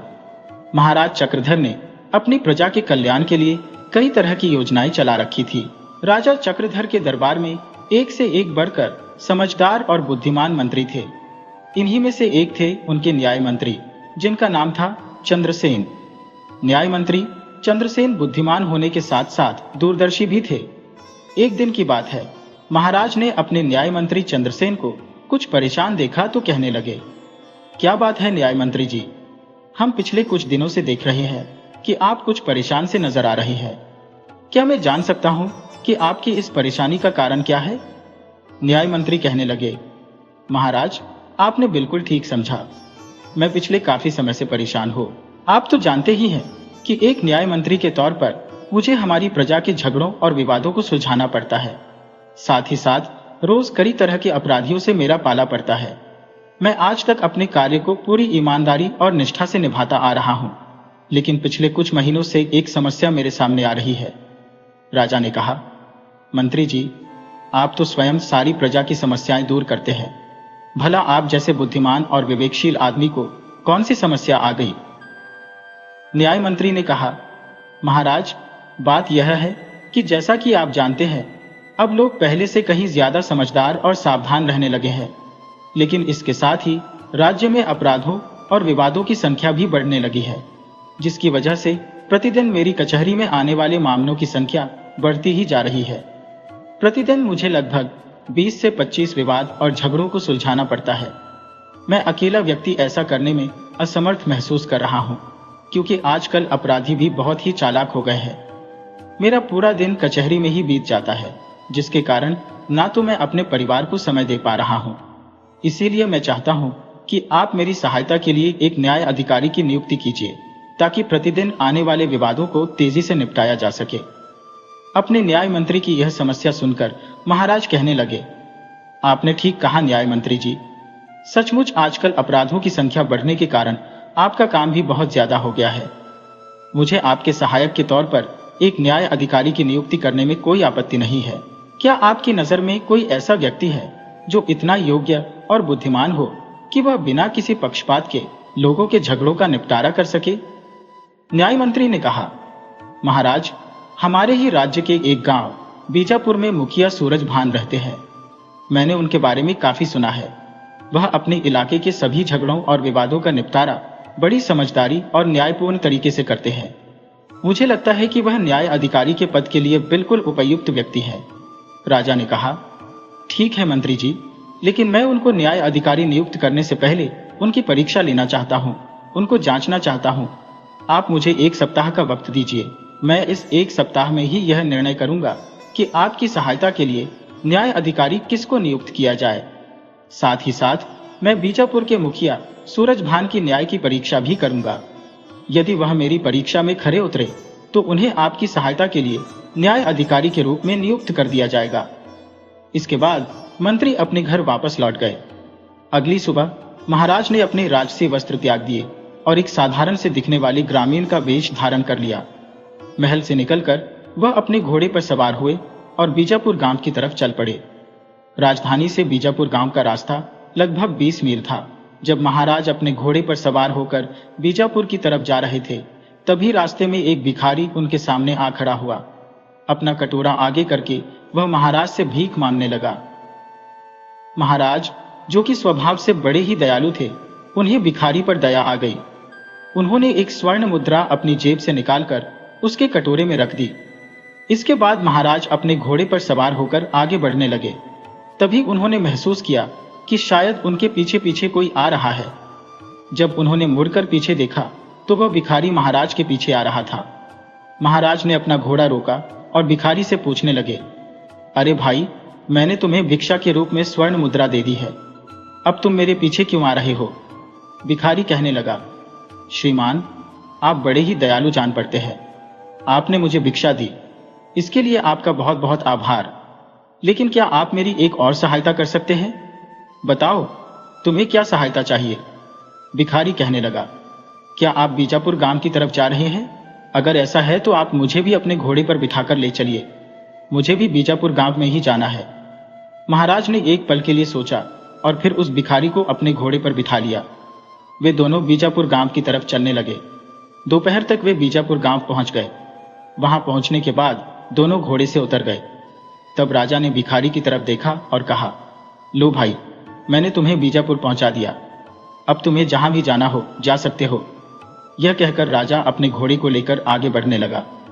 तभी वह भिखारी राजा पर चिल्लाते हुए कहने लगा, अरे दुष्ट आदमी, तुम इस घोड़े को लेकर कहां चल दिए? मेरे घोड़े को यहीं पर छोड़ दो। भिखारी की यह बात सुनकर महाराज को एक धक्का सा लगा। वह क्रोधित होकर उस भिखारी को देखने लगे और बोले, अरे तुम्हें क्या हो गया? अचानक तुमने इस घोड़े को अपना घोड़ा क्यों कहना शुरू कर दिया? मैंने तुम पर दया करके तुम्हें इस घोड़े पर बिठाया और गांव तक लेकर आया। उसके बदले तुम मेरा धन्यवाद करने की बजाय मेरे घोड़े पर अपना अधिकार जमा रहे हो। भिखारी कहने लगा, यह घोड़ा तो मेरा है, मैं तुम्हें घोड़े पर बिठाकर लाया हूं और तुम बिना किसी देरी के इस घोड़े को यहीं पर छोड़ दो और चले जाओ। इस तरह से राजा और भिखारी में घोड़े को लेकर झगड़ा होने लगा। उनको आपस में झगड़ा करते हुए देखकर काफी लोगों की भीड़ जमा हो गई, परंतु कोई भी इस बात का फैसला नहीं कर पाया कि यह घोड़ा राजा का है या भिखारी का। तभी उस भीड़ में से एक आदमी आगे आया और उसने कहा, मेरा विचार है कि आप लोगों को गांव के मुखिया सूरज भान के पास जाना चाहिए। वे अवश्य ही इस झगड़े का निपटारा कर सकते हैं कि घोड़ा वास्तव में किसका है। भिखारी कहने लगा, हाँ, क्यों नहीं, मुझे किसी के पास भी जाने में कोई आपत्ति नहीं है, क्योंकि मैं सच बोल रहा हूं। महाराज ने जब यह बात सुनी तो उन्होंने भी मुखिया सूरजभान के पास जाने का निर्णय किया, क्योंकि असल में वह भी तो सूरजभान के न्याय की परीक्षा करना चाहते थे। महाराज बोले, मुझे भी मुखिया जी के पास न्याय के लिए जाने में कोई आपत्ति नहीं है। इसके बाद भिखारी और राजा उस घोड़े के साथ मुखिया सूरजभान के घर जा पहुंचे। दोनों अपने घोड़े को लेकर एक तरफ खड़े हो गए। उन्होंने देखा कि मुखिया सूरजभान पहले से ही वहां पर मौजूद लोगों के झगड़ों का निपटारा कर रहे थे। वे दोनों अपने घोड़े को लेकर एक तरफ खड़े हो गए और अपनी बारी का इंतजार करने लगे। महाराज चक्रधर के लिए यह एक बहुत ही अच्छा मौका था, जब वह मुखिया सूरजभान के न्याय करने के तरीके को अच्छी तरह से देख सकते थे। इसीलिए राजा चुपचाप वहां पर खड़े हो गए और मुखिया जी के द्वारा की जाने वाली सारी कार्यवाही को ध्यान से देखने लगे। सबसे पहले सूरजभान के सामने दो व्यक्ति आकर खड़े हुए। उनमें से एक व्यक्ति गांव के साहूकार के पास काम करने वाला मुनीम था, जबकि दूसरा व्यक्ति एक किसान था। दोनों का विवाद यह था कि वे एक युवती के साथ आए थे। झगड़ा यह था कि मुनीम और वह किसान दोनों ही उस युवती को अपनी पत्नी बता रहे थे। युवती असल में गूंगी थी और न समझती थी। अब इस बात का फैसला किया जाना था कि वह युवती वास्तव में किसकी पत्नी है, मुनीम की या किसान की। सारी बात जानने के बाद मुखिया सूरजभान कहने लगे, आप दोनों इस युवती को यहीं पर छोड़कर चले जाइए। कल सुबह आप लोगों के झगड़े का निपटारा किया जाएगा। इसके बाद सूरजभान के सामने दूसरा विवाद पेश किया गया। यह विवाद एक कसाई और तेल बेचने वाले तेली के बीच में था। दोनों ही एक सिक्कों से भरी हुई थैली को अपना अपना बता रहे थे। कसाई का कहना यह था कि सिक्कों से भरी थैली उसकी है, जबकि तेली कहता था कि सिक्कों से भरी थैली पर उसका अधिकार है, क्योंकि उसने अपनी मेहनत से यह कमाई की है। सारा मामला सुनने के बाद सूरजभान ने कहा, आप लोग सिक्कों से भरी हुई इस थैली को यहीं पर छोड़ जाइए, कल सुबह आपके झगड़े का फैसला सुनाया जाएगा। वे दोनों भी सिक्कों से भरी हुई थैली वहीं पर छोड़कर चले गए। इसके बाद महाराज और वह भिखारी सूरजभान के सामने पेश हुए। तब महाराज चक्रधर ने कहना शुरू किया, मुखिया जी, बात असल में यह है कि मैं इस भिखारी को दया करके अपने घोड़े पर बिठाकर गांव के अंदर तक लेकर आया हूं, लेकिन गांव में पहुंचते ही इस भिखारी ने मुझे धन्यवाद देने की बजाय मेरे ही घोड़े पर अपना अधिकार जमा लिया। उसकी बात सुनकर भिखारी तपाक से कहने लगा, नहीं मुखिया जी, यह आदमी बिल्कुल झूठ बोलता है। यह घोड़ा तो असल में मेरा है। मैं इस आदमी को अपने घोड़े पर बिठाकर गांव में लेकर आया था, लेकिन जैसे ही हम गांव में पहुंचे तो इस आदमी ने मुझ पर धौंस जमानी शुरू कर दी। मुझे कमजोर जानकर यह मेरे घोड़े पर कब्जा करना चाहता है। अब आप ही मुझ पर दया करके मेरा घोड़ा मुझे दिलवाएं। मुखिया। सूरज भान ने भिखारी की बातों को बड़े ही ध्यान से सुना और फिर कहने लगे, आप लोग अपना घोड़ा यहीं पर छोड़ दीजिए। कल सुबह इस बात का फैसला किया जाएगा कि घोड़ा किसका है। इसके बाद राजा और भिखारी भी वहां से चले गए। अगले दिन सुबह एक बार फिर से सभी लोग मुखिया के घर पर पहुंचे। तब मुखिया ने सबसे पहले मुनीम और किसान को अपने सामने बुलाया, जिनका विवाद यह था कि वह युवती असल में किसकी पत्नी है। मुखिया ने मुनीम की तरफ देखते हुए कहा, मुनीम जी, यह युवती आपकी पत्नी है। आप इसे ले जा सकते हैं और इस धोखेबाज किसान को मैं 50 कोड़े मारने का आदेश देता हूं। मुनीम इस फैसले से बहुत ही खुश था और अपनी पत्नी को लेकर वहां से चला गया। इसके बाद मुखिया ने कसाई और तेली को अपने सामने बुलाया। सिक्कों की थैली वहां पर रखते हुए वह कहने लगा, यह सिक्कों की थैली असल में कसाई की है, जबकि इस तेली को झूठ बोलने के कारण 50 कोड़े मारने की सजा दी जाती है। और फिर कसाई भी अपने सिक्कों की थैली लेकर खुशी खुशी वहां से चला गया। अब बारी थी महाराज और उस भिखारी की।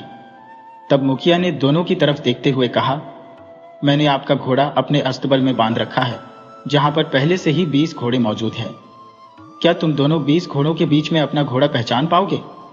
महाराज ने तुरंत उत्तर दिया, मुखिया जी, 20 तो क्या, आप 100 घोड़ों के बीच में भी मेरा घोड़ा खड़ा कर देंगे तो मैं उसको पहचान सकता हूं।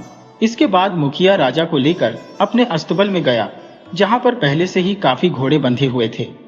राजा ने बड़ी आसानी से अपने घोड़े को पहचान लिया।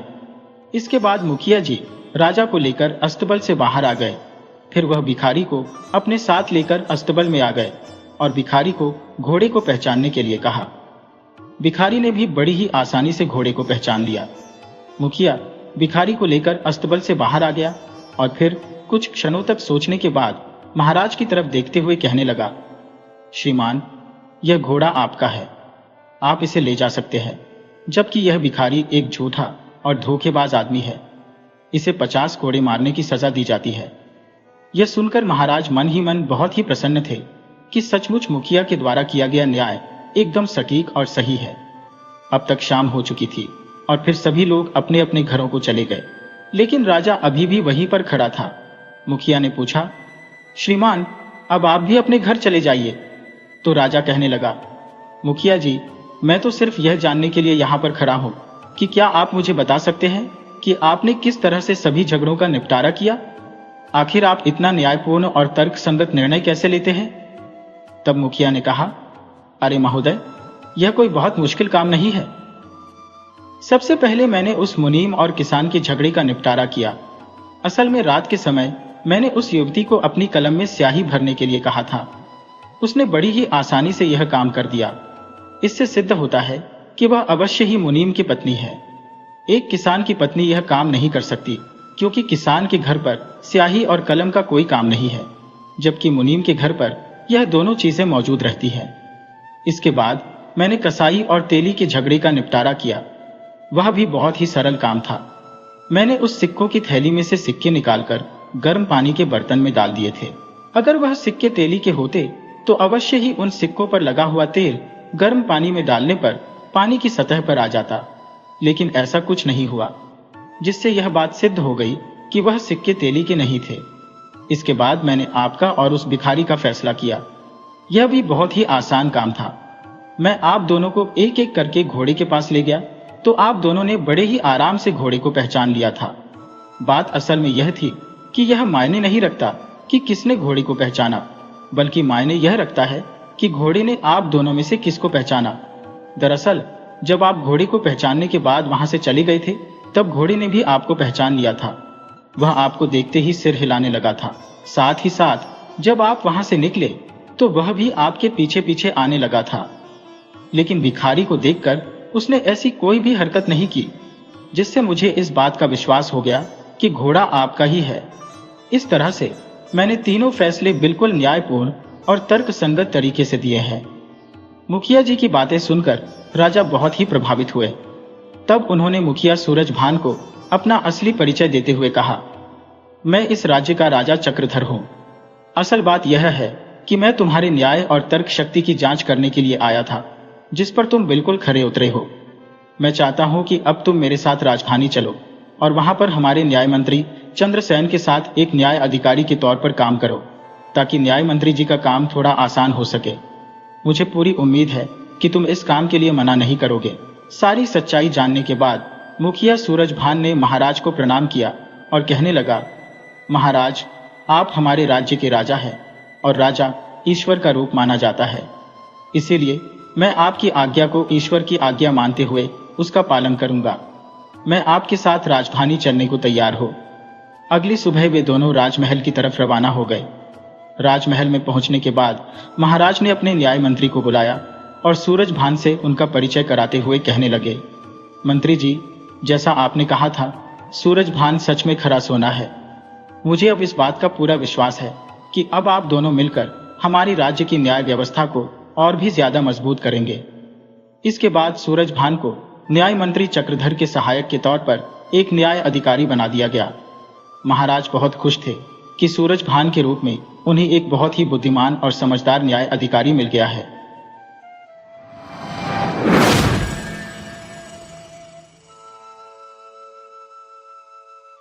धन तृष्णा की परछाई। एक बहुत पुरानी बात है। सहारनपुर में रहते थे लाल अयोध्यानाथ। जब तक वे निर्धन थे तब तक धन की कोई लालसा नहीं थी, लेकिन जब संपन्न हो गए तो रात दिन उनकी चिंता धन को बढ़ाने की हो गई। धन तृष्णा का ईंधन है, जितना अधिक धन आता उतनी ही तृष्णा बढ़ती। लाल अयोध्यानाथ सोचते थे कि कोई ऐसा उपाय निकालें जिससे कुछ ही दिनों में लाखों रुपया इकट्ठा हो जाए। एक समय था जब वे रुपयों को हाथ की मैल समझते थे, लेकिन अब वे धन के लिए अपने प्राण देने को तैयार थे। अब उनकी आंखें खुल चुकी थी। साधु और महंतों की सेवा के लिए वे कभी बड़ी श्रद्धा रखते थे, लेकिन अब वे इसे सबसे बड़ी भूल मानने लगे थे। बैंक में जमा धन ने उनकी सभी अच्छाइयों को भी भस्म कर दिया था। हालांकि उनकी पुरानी आदतें कभी कभी वापस आ जाती थी, जैसे युवावस्था में बचपन की झलक दिखती है, पर यह अवस्था स्थायी नहीं रहती। नए स्वघात के सामने पुराने विचार गायब हो जाते थे, जैसे बुढ़ापा यौवन को निगल लेता है। लाल अयोध्यानाथ के दरवाजे पर कोई साधु आता तो उनका चेहरा खिल उठता था, लेकिन आतिथ्य सत्कार में वह श्रद्धा नहीं होती थी। एक बार की बात है, संध्या का समय था। लाल अयोध्यानाथ के दरवाजे पर एक साधु आकर रुका और बोला, बाबा, रात काटने के लिए स्थान मिल जाएगा? साधु का चेहरा संतोष की मूर्ति था और आंखें अमृत का कटोरा। लाल अयोध्यानाथ का हृदय भक्ति भाव से भर गया। वह झुककर बोले, सर, आंखों पर। साधु ने मुस्कुराकर कहा, बेटा, आजकल के समय में तुम्हारे जैसे भक्त पुरुष बहुत कम मिलते हैं। संसार से धर्म का भाव जैसे उठ गया है। अयोध्यानाथ का हृदय खुशी से खिल उठा। साधु की प्रशंसा सुनकर उन्हें ऐसा प्रतीत हुआ मानो उन्हें स्वर्ग मिल गया हो। मुस्कान होठों तक आई, लेकिन उन्होंने दबा ली। वे बोले, महाराज, यदि साधु संतों की सेवा न की तो इस मानव जीवन का क्या लाभ? साधु महाराज अंदर आए। लाल अयोध्यानाथ ने स्वागत सत्कार में कोई कसर नहीं छोड़ी। बासमती चावल, मीठे दही के बड़े, दाल और भजियों का पूरा प्रबंध किया। यह सब देख साधु का हृदय प्रसन्न हो गया। रात भर बातें चलती रही, ज्ञान और भक्ति के द्वार खुले रहे। अंततः अयोध्यानाथ ने पूछा, महाराज, आप साधु कैसे बने? साधु ने मुस्कुराकर उत्तर दिया, बेटा, बुढ़ापा आ गया है। क्या सारी उम्र गृहस्थी में ही फंसा रहूंगा? कुछ हरि भजन भी तो करना चाहिए। तुम्हारी कृपा से 10 कमाए, 5 पुत्र हैं और 1 कन्या। अब सारा रुपया पैसा उन्हें दे दिया है और तीर्थ यात्रा पर जा रहा हूं। अयोध्यानाथ ने साधु की ओर देखा और पूछा, तो आपने अपना सब कुछ बच्चों को दे दिया या अपने पास भी कुछ रखा है? साधु ने उत्तर दिया, मेरे हाथ में जो यह लाठी देख रहे हो, यह अंदर से खोखली है। इसमें मैंने 11 सोने की मोहरें रखी है। यात्रा में कभी कभी धन की आवश्यकता पड़ जाती है। यह कहते कहते साधु को नींद आ गई, लेकिन अयोध्यानाथ की आंखों में नींद नहीं थी। वह बार बार लाठी को देखते और मन ही मन में कुछ सोचते रहते। लाभ और धर्म के बीच संघर्ष चलता रहा। अंत में लालच ने धर्म को पछाड़ दिया। अयोध्यानाथ ने लाठी उठा ली, परंतु हाथ कांप रहे थे। उनकी अंतरात्मा ने एक बार फिर से फड़फड़ाना शुरू किया, लेकिन लाभ के दृढ़ हाथों ने उसका गला घोट दिया। उन्होंने लाठी खोलकर उसमें से सोने की मोहरें निकाल ली और उनकी जगह साधारण सिक्के भर दिए। पाप का जादू चल चुका था। अगली सुबह हुई, साधु हरिद्वार जाने को तैयार हुआ। अयोध्या नाथ का हृदय बैठा जा रहा था। उन्हें डर था कि कहीं साधु को संदेह न हो जाए। इस विचार से उनके चेहरे का रंग उड़ता जा रहा था, परंतु साधु को इस घटना की कुछ भी खबर नहीं थी। वह मुस्कुराते हुए बातें करता और रात के आतिथ्य सत्कार के लिए बार बार धन्यवाद देता था। चलते समय अयोध्या नाथ ने कहा, महाराज, मेरे यहाँ संतान नहीं है। आप ईश्वर से प्रार्थना करें। हम पापी लोग हैं, हमारी प्रार्थना का असर नहीं होता। आप महात्मा हैं, परमात्मा आपकी जरूर सुनेगा। साधु ने उत्तर दिया, सुनेगा या नहीं यह तो वही जाने, परंतु मैं तुम्हें आशीर्वाद देता हूं कि भगवान तुम्हें संतान दे। यह कहकर साधु चला गया। अयोध्या नाथ के सर से जैसे बोझ उतर गया। उन्हें ऐसा प्रतीत हुआ मानो साधु के जाने के साथ ही उनके हृदय से पत्थर हट गया हो। वह इस चोरी के फल से नहीं बच सकते थे, यह उनका मन और मस्तिष्क अनुभव कर रहा था, परंतु वह इस चोरी के प्रकट होने से बहुत डरते थे। इधर साधु महाराज हरिद्वार पहुंचे तो उनका हृदय प्रसन्न हो गया। वहां साधु संतों को देखकर उन्हें ऐसी प्रसन्नता हुई मानो स्वयं भगवान के दर्शन हो गए हो। उनका मन ब्रह्मानंद में लीन हो गया। एक हलवाई को बुलाकर बोले, मैं एक महायज्ञ करना चाहता हूं, जिसमें हरिद्वार के समस्त साधुओं को भजन कराया जाएगा। इसमें सारा खर्च कितना बैठेगा? हलवाई ने अंदाज लगाकर उत्तर दिया, 750। इसमें सब कुछ हो जाएगा, सब कुछ बहुत अच्छी तरह से हो जाएगा महाराज। साधु ने थोड़ी देर के लिए सोचा और फिर कहा, तुम यह सब प्रबंध कर सकोगे? जी बिल्कुल कर सकेंगे, हलवाई ने उत्तर दिया। तो फिर सारा प्रबंध तुम ही करो, जो खर्चा होगा मैं दे दूंगा। यह कहते हुए साधु महाराज ने अपने लाठी की ओर देखा। हलवाई ने उत्तर दिया, महाराज आप निश्चित रहें, सब प्रबंध हो जाएगा। दूसरे दिन यज्ञ हुआ। हरिद्वार में धूम मच गई। लोग यज्ञ को देखते और आनंद में झूमते। वे कहते थे, हमने यज्ञ तो बहुत देखे हैं, परंतु इस उदारता और भक्ति भावना से रुपया पानी की तरह बहते हुए किसी को नहीं देखा। ऐसे धन्ना सेठों की कमी नहीं है जिनके पास मोहरें बहुत पड़ी है। वे मुकदमेबाजी में लाखों लूट देते हैं, बेटे के विवाह पर उड़ाते हैं, परंतु धर्म के काम पर एक पैसा भी खर्च नहीं करते। यह मनुष्य सच्चा मनुष्य है, जिसने अपना सच्चा धर्म समझा और धर्म के सामने पैसे का मोह नहीं देखा। अपनी प्रशंसा सुनकर साधु का दिमाग 7वें आसमान पर पहुंच गया और उसका हृदय आनंद में हिलोरे लेने लगा। साधु बाहर से प्रसन्न था, परंतु उसका भाग्य रो रहा था। शाम हुई। साधु ने अपने कमरे का दरवाजा बंद किया और लाठी को खोलकर देखा। लाठी के अंदर साधारण सिक्के देखकर उसका हृदय कांप गया। उसे ऐसा प्रतीत हुआ मानो कोई भयानक स्वप्न देख रहा हो। उसे अपनी आंखों पर विश्वास नहीं हो रहा था। वह चाहता था कि यह सपना जल्दी से खत्म हो जाए, परंतु यह सपना ऐसा नहीं था जिसके पश्चात उसकी नींद खुल जाती। उसने उन साधारण सिक्कों को आंखें मलमल कर देखा। उसे लगता था कि अब भी मेरी भूल दूर हो जाएगी, परंतु ऐसा ना हुआ। साधु के मुख पर पसीने की बूंदें झलकने लगी। हलवाई को थोड़ी ही देर में हिसाब देना था। उसने सोचा, अब क्या होगा? अपमान का चित्र उसकी आंखों के सामने खींच गया। साधु कांप कर खड़ा हो गया। अपमान का विचार अपमान से भी अधिक भयानक होता है। साधुओं में अपमान सहने की शक्ति नहीं होती। उसने कुछ देर तक विचार किया, जैसे निराश मनुष्य समुद्र में कूदने से पहले विचार करता है। फिर साधु ने दरवाजा बंद कर लिया। साथ ही उसकी आशा के दरवाजे भी बंद हो गए। साधु ने चारपाई की रस्सी निकालकर उसे छत पर लटका दिया। मृत्यु दरवाजे पर खड़ी थी।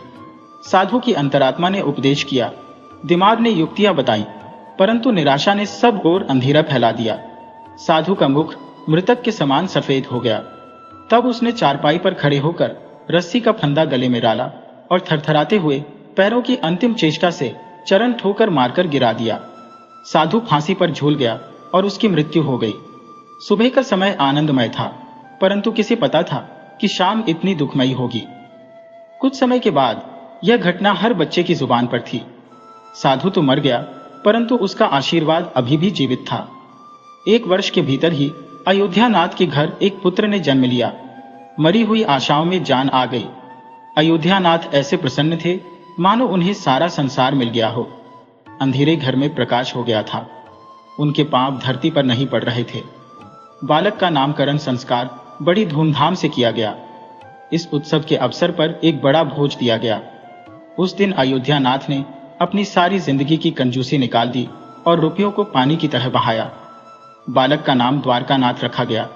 जैसे जैसे वह आयु में बढ़ता गया, अयोध्यानाथ की कामनाएं भी पल्लवित होती गईं। द्वारकानाथ बहुत ही सुशील बालक था। उसकी बुद्धि देखकर आश्चर्य होता था। लोग कहते थे कि यह कल को नाम रोशन करेगा। अयोध्यानाथ यह सुनकर गर्वित होते और उसकी शरारतों को देखकर उनका प्यार और भी बढ़ जाता। इसी प्रकार 6 वर्ष बीत गए। द्वारकानाथ स्कूल में पढ़ने गया। वहां उसकी प्रतिभा का विकास हुआ। सोना कुंदन बन गया। वह सदैव अपनी श्रेणी में प्रथम आता। अयोध्यानाथ यह देखते और परमात्मा को धन्यवाद देते। परंतु कभी कभी जब उन्हें साधु के साथ किया गया दुर्व्यवहार याद आता तो उनके कलीजे में हलचल मच जाती और उनकी आत्मा पर गहरा बोझ छा जाता। उन्हें अब अपने की पर पछतावा होता।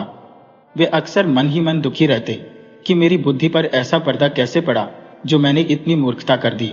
परंतु वह गुजरा हुआ समय उनके हाथ में नहीं आता था। उन्होंने वह सोने की मोहरें एक रुमाल में बांधकर एक संदूक में रख दी थी और यह निश्चय किया कि उसे साधु को लौटा देंगे। उन्होंने साधु की खोज के लिए कई लोगों को भेजा, परंतु साधु तक कोई नहीं पहुंच सका। यहां तक कि अब अयोध्यानाथ वह घटना भूल चुके थे। परंतु वह सोने की मोहरें अभी भी संदूक में रखी हुई थी। समय बीतता गया। द्वारकानाथ अब 18 वर्ष का हो गया था। वसंत के दिन थे। खेतों में सरसों फूल रही थी। अयोध्यानाथ अपनी धर्मपत्नी और बेटे द्वारकानाथ के साथ हरिद्वार को चल पड़े। वहां पहुंचकर वे एक सराय में ठहरे। वहां अयोध्यानाथ को एक नया रहस्य पता चला कि उनके बेटे द्वारकानाथ की प्रकृति साधुओं जैसी थी। वह दिन रात साधुओं के दर में घूमता रहता। कोई भी दुखी और गरीब उसे दिखाई देता तो वह उसकी सहायता करता। अयोध्यानाथ यह देखकर बड़े ही दुखी होते थे, परंतु वे कुछ कर नहीं सकते थे। द्वारकानाथ का मुख देखकर उनका क्रोध तुरंत ही शांत हो जाता था। वह बहुत सोचते थे, परंतु द्वारकानाथ के इस स्वभाव का कारण उन्हें समझ में नहीं आता था। एक दिन की बात है, द्वारकानाथ हरिद्वार में अपने दर की तरफ लौट रहा था कि रास्ते में एक वृद्ध आदमी उसे रोता हुआ मिला। द्वारकानाथ ने आश्चर्य से पूछा, क्यों भाई, रो क्यों रहे हो? वृद्ध ने उत्तर दिया, क्या कहूं, कहते हुए लज्जा आती है। फिर भी बताओ। मैं गंगा जी में डूबकर अपना जीवन समाप्त करने जा रहा हूं, क्योंकि मुझे व्यापार में घाटा हुआ है और मेरे सिर पर बहुत सा कर्ज है। द्वारकानाथ ने कहा, यह तो मामूली सी बात है। वृद्ध व्यक्ति ने अजीबोगरीब भावनाओं से द्वारकानाथ की ओर देखते हुए कहा, मुझे ऋण चुकाना है, नहीं तो आत्महत्या करने के अलावा मेरे पास कोई और उपाय नहीं है। द्वारकानाथ थोड़ी देर मौन रहा, लेकिन यह मौन वृद्ध व्यक्ति के लिए आशा की किरण बन गया। बहते हुए आंसू रुक गए। द्वारकानाथ ने वृद्ध से पूछा, कितने रुपयों से तुम्हारा काम चल सकता है? जब मनुष्य निराश हो जाता है तो उसे हर कदम पर आशा की झलक दिखती है। वृद्ध ने हिसाब लगाकर उत्तर दिया, मेरे सिर पर लगभग 1400 रुपए का ऋण है। 1400 रुपये? द्वारकानाथ थोड़ी देर के लिए चुप रहा। फिर उसने कहा, चिंता मत करो, प्रबंध हो जाएगा। वृद्ध ने पूछा, तो कब तक कर दोगे और मुझे कहाँ मिलोगे? वृद्ध ने कहा, चौक पर जो हलवाई की बड़ी दुकान है वह मेरी ही है, मैं तुम्हें वहीं मिलूंगा। द्वारकानाथ उड़ा हुआ वापस सराय में पहुंचा। इस समय उसके हृदय में हलचल मची हुई थी। उसका मन व्याकुल था। वह चाहता था कि जितनी जल्दी हो सके वृद्ध का संकट दूर कर दे। उसे किसी दिव्य शक्ति ने विश्वास दिला दिया था कि इस वृद्ध की सहायता करना उसका धर्म है। वह एक विशेष भावुकता के साथ घर पहुंचा। माता और पिता दोनों बाहर गए हुए थे। द्वारकानाथ का रास्ता साफ था। उसने नौकरों से चाबियां ली और कमरे के अंदर गया, परंतु संदूक में ताला लगा हुआ था। द्वारकानाथ ने पत्थर लेकर संदूक का ताला तोड़ दिया और फिर संदूक टटोलने लगा। निराशा ने पर फैलाए, मगर आशा ने अपने पंख फैला दिए। एक उम्मीद की चमक दिखाई दी। द्वारकानाथ के हाथ में एक रुमाल आ गया। उसने कपड़े हुए हाथों से उसे जल्दी से खोल दिया। उसका हृदय कमल की तरह खिल गया। उसे रुमाल में सोने की मोहरें मिली। यह वही सोने की मोहरें थी जो एक समय में अयोध्यानाथ ने साधु से चुराई थी। मोहरें गिनी तो पूरी निकली। द्वारकानाथ का हृदय प्रफुल्लित हो गया। उसने मोहरें थैले में रखी और रुमाल को वापस संदूक में रख दिया और इस तरह से भागा जैसे कोई पुलिस वाला उसके पीछे लगा हो। द्वारकानाथ ने भलाई करने के लिए बुराई का सहारा लिया था। अपना काम पूरा करके द्वारकानाथ वापस घर पहुंचा। रात का समय था। वह अभी आकर बैठा ही था कि उसके पेट में पीड़ा होने लगी। द्वारकानाथ एक साहसी नवयुवक था। बड़े से बड़े कष्ट में भी वह हिम्मत नहीं हारता था, परंतु यह पीड़ा अजीब तरह की थी। उसके मुख से चीखें निकल गईं। अयोध्यानाथ ने भी जब देखा तो उन्हें ऐसा जान पड़ा जैसे कोई विपत्ति आने वाली है।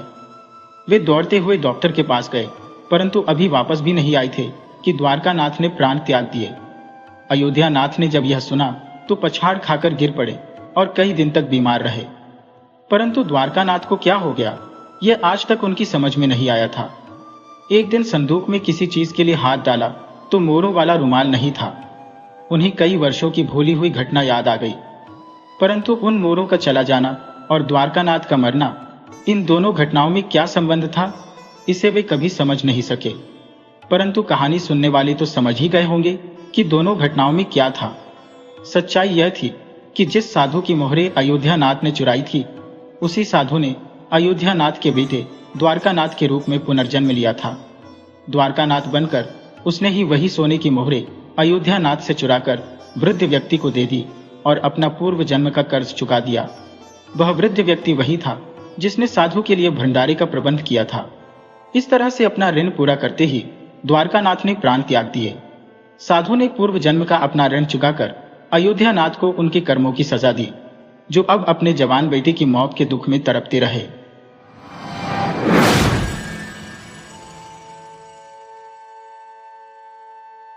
फरिश्ता बनाम इंसान। लाला दाऊ दयाल गांव में महाजन का कार्य करते थे।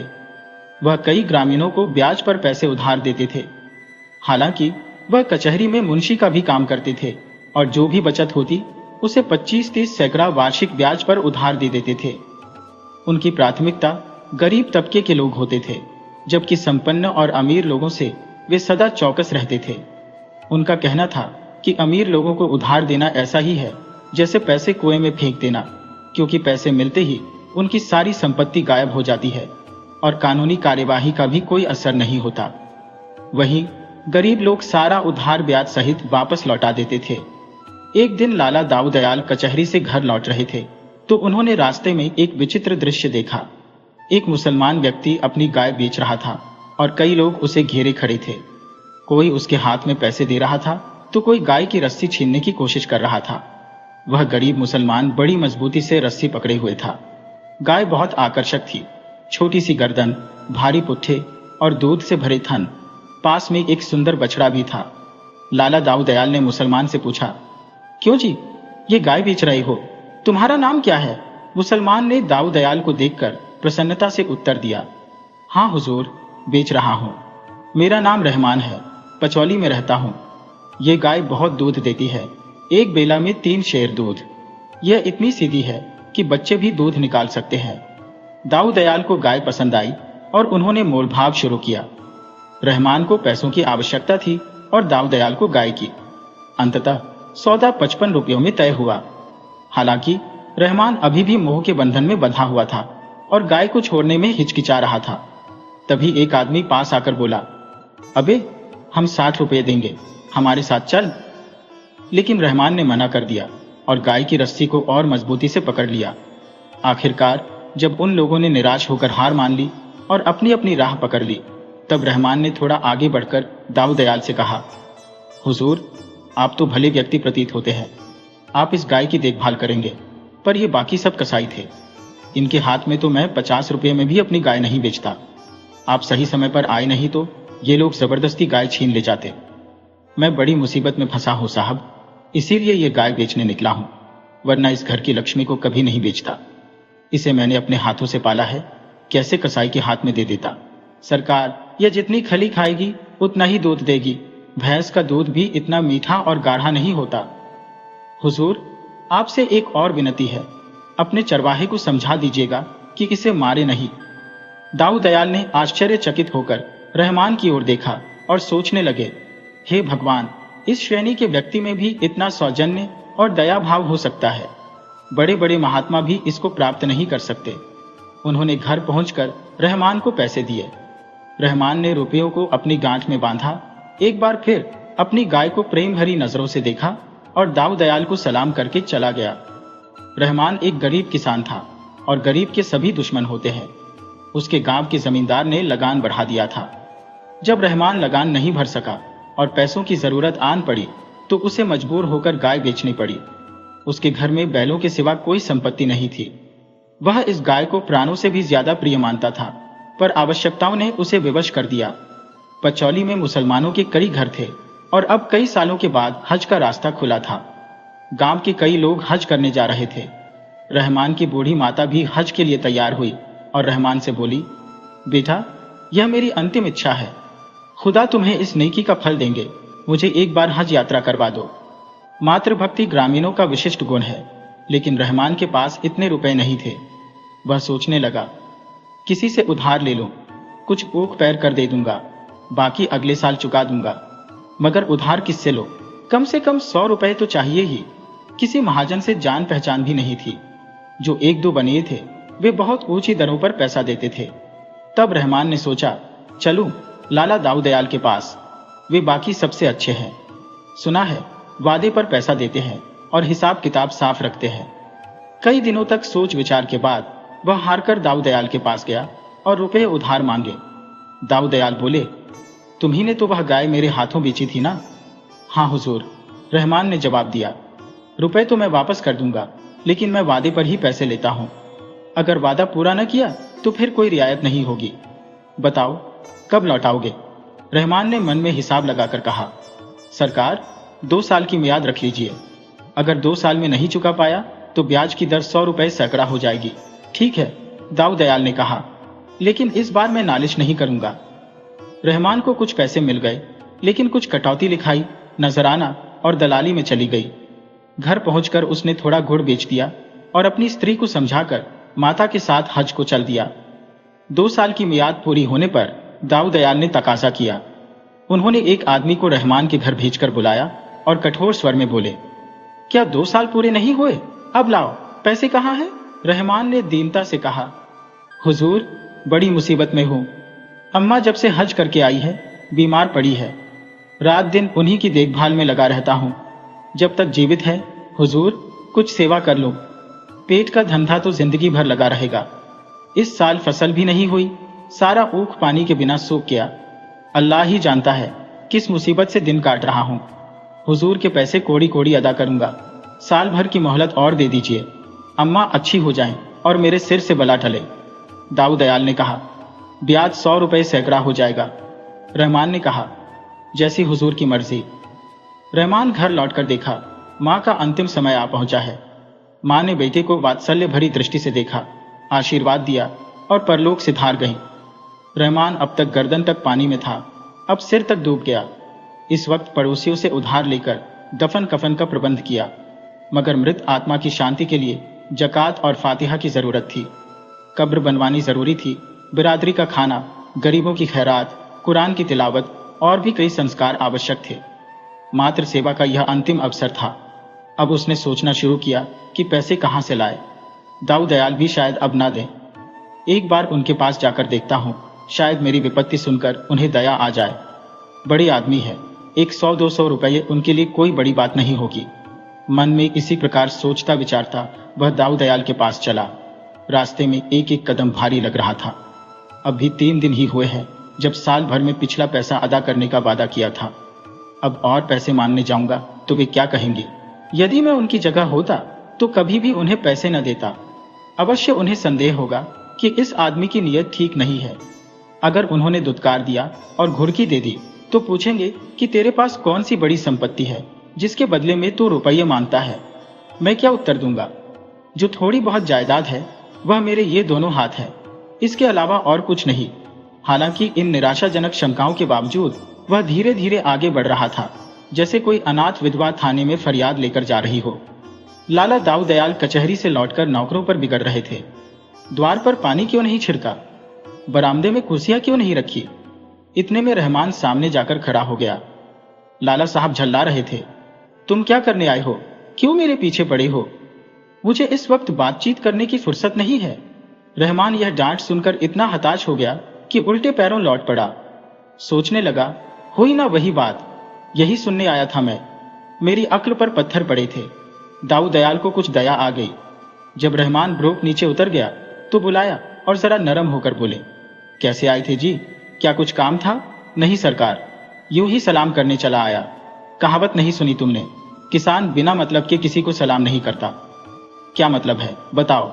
रहमान फूट फूट कर रोने लगा। दाऊ दयाल ने अंदाजा लगा लिया कि इसकी मां मर गई है।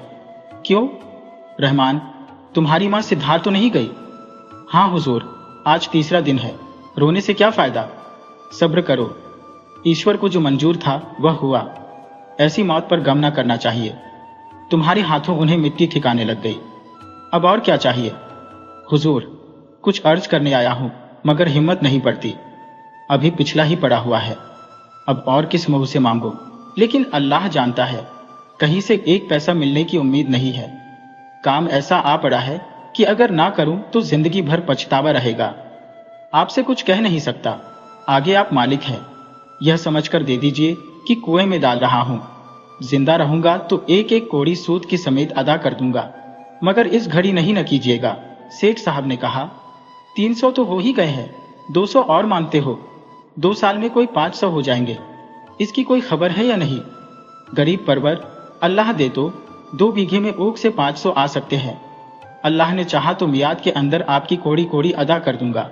दाऊ दयाल ने फिर रुपये दे दिए। जो लोग उनके व्यवहार से परिचित थे उन्हें उनकी इस रियायत पर बड़ा ही आश्चर्य हुआ। खेती की हालत अनाथ बालक जैसी होती है। जल और वायु अनुकूल रहे तो अनाज के ढेर लग जाते हैं। इनकी कृपा ना हुई तो लहलहाते खेत भी कपटी मित्र की तरह दगा दी जाते हैं।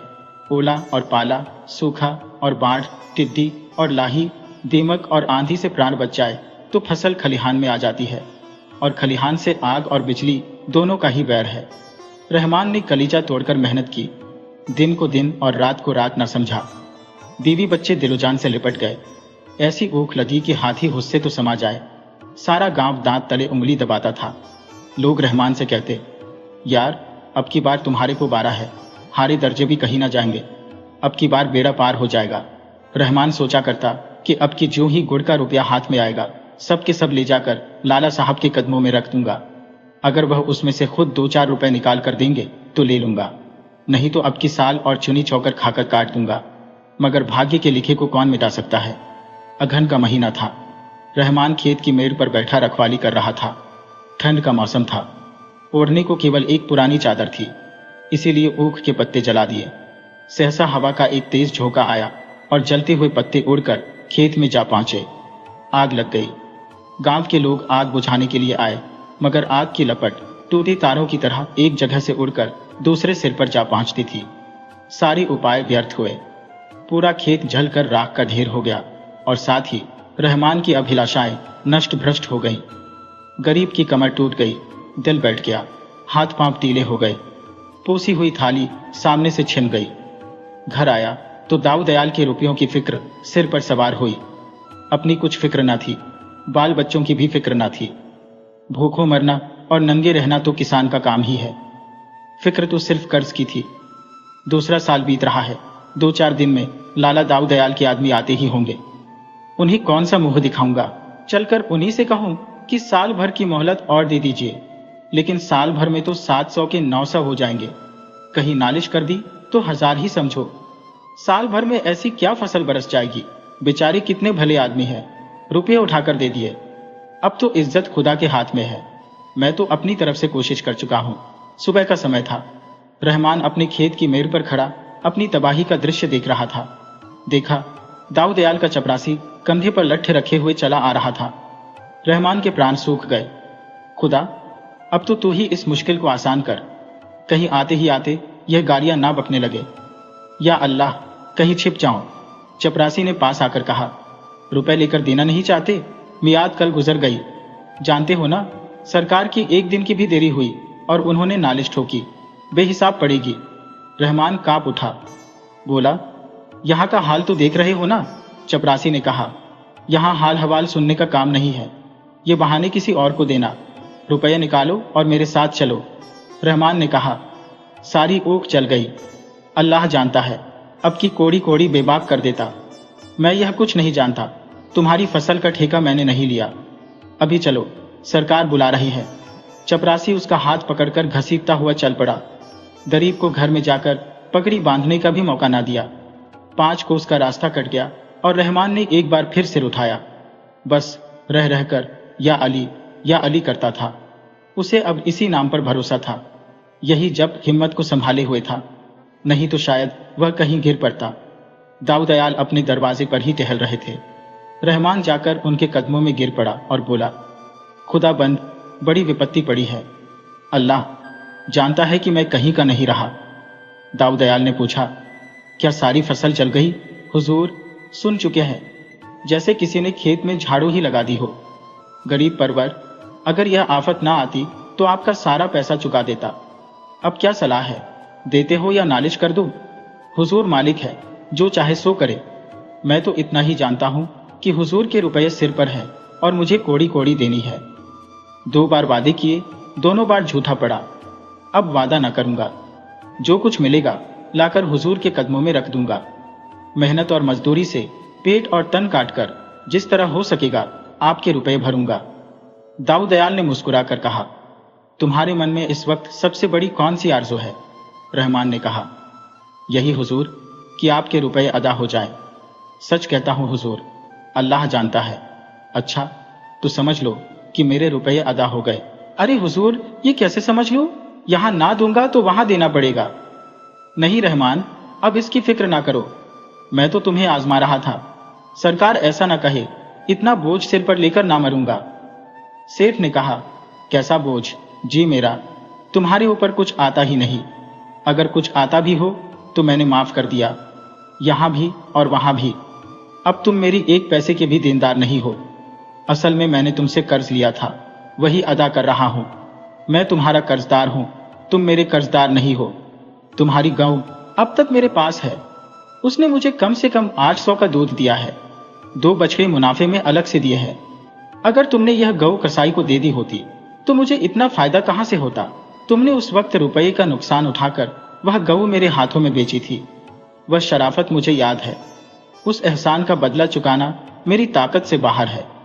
जब तुम इतने गरीब और नादान होकर एक गऊ की जान के लिए रुपये का नुकसान उठा सकते हो, तो मैं तुम्हारी 100 गुनी हैसियत रखकर अगर 400-500 माफ कर देता हूं तो कोई बड़ा काम नहीं कर रहा हूं।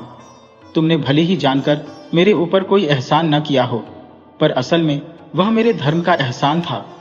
मैंने भी तुम्हें धर्म के काम के लिए ही रुपए दिए थे। बस हम तुम दोनों बराबर हो गए। तुम्हारी गऊ के दोनों बछड़े मेरे यहां पर है। जी चाहे तो लेते जाओ, तुम्हारी खेती में काम आएंगे। तुम सच्चे और शरीफ आदमी हो। मैं तुम्हारी मदद करने को हमेशा तैयार रहूंगा। इस वक्त भी तुम्हें रुपयों की जरूरत हो तो जितने चाहो ले सकते हो। रहमान को ऐसा मालूम हुआ कि उसके सामने कोई फरिश्ता बैठा हो। रहमान के मुंह से धन्यवाद के शब्द निकल भी ना सके। बड़ी मुश्किल से आंसुओं को रोककर बोला, हुजूर को इस नेकी का बदला खुदा देगा। मैं तो आज से अपने आप को आपका गुलाम समझूंगा। नहीं जी, तुम मेरे दोस्त हो। नहीं हुजूर, गुलाम हो गुलाम। छुटकारा पाने के लिए जो रुपये देता है उसे मुक्ति धन कहते हैं। तुम बहुत पहले ही मुक्ति धन अदा कर चुके हो। अब भूल कर भी यह शब्द मुंह से ना निकालना। रहमान लाख लाख धन्यवाद करता हुआ अपने घर वापस लौट गया।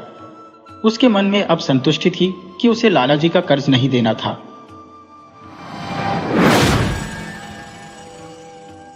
वीडियो अच्छी लगे हो तो इसे लाइक करें और ऐसी ही मज़ेदार कहानियों के लिए चैनल को सब्सक्राइब करें और बेल आइकन दबाएं। ज़्यादा से ज़्यादा अपने दोस्तों को शेयर करें। धन्यवाद।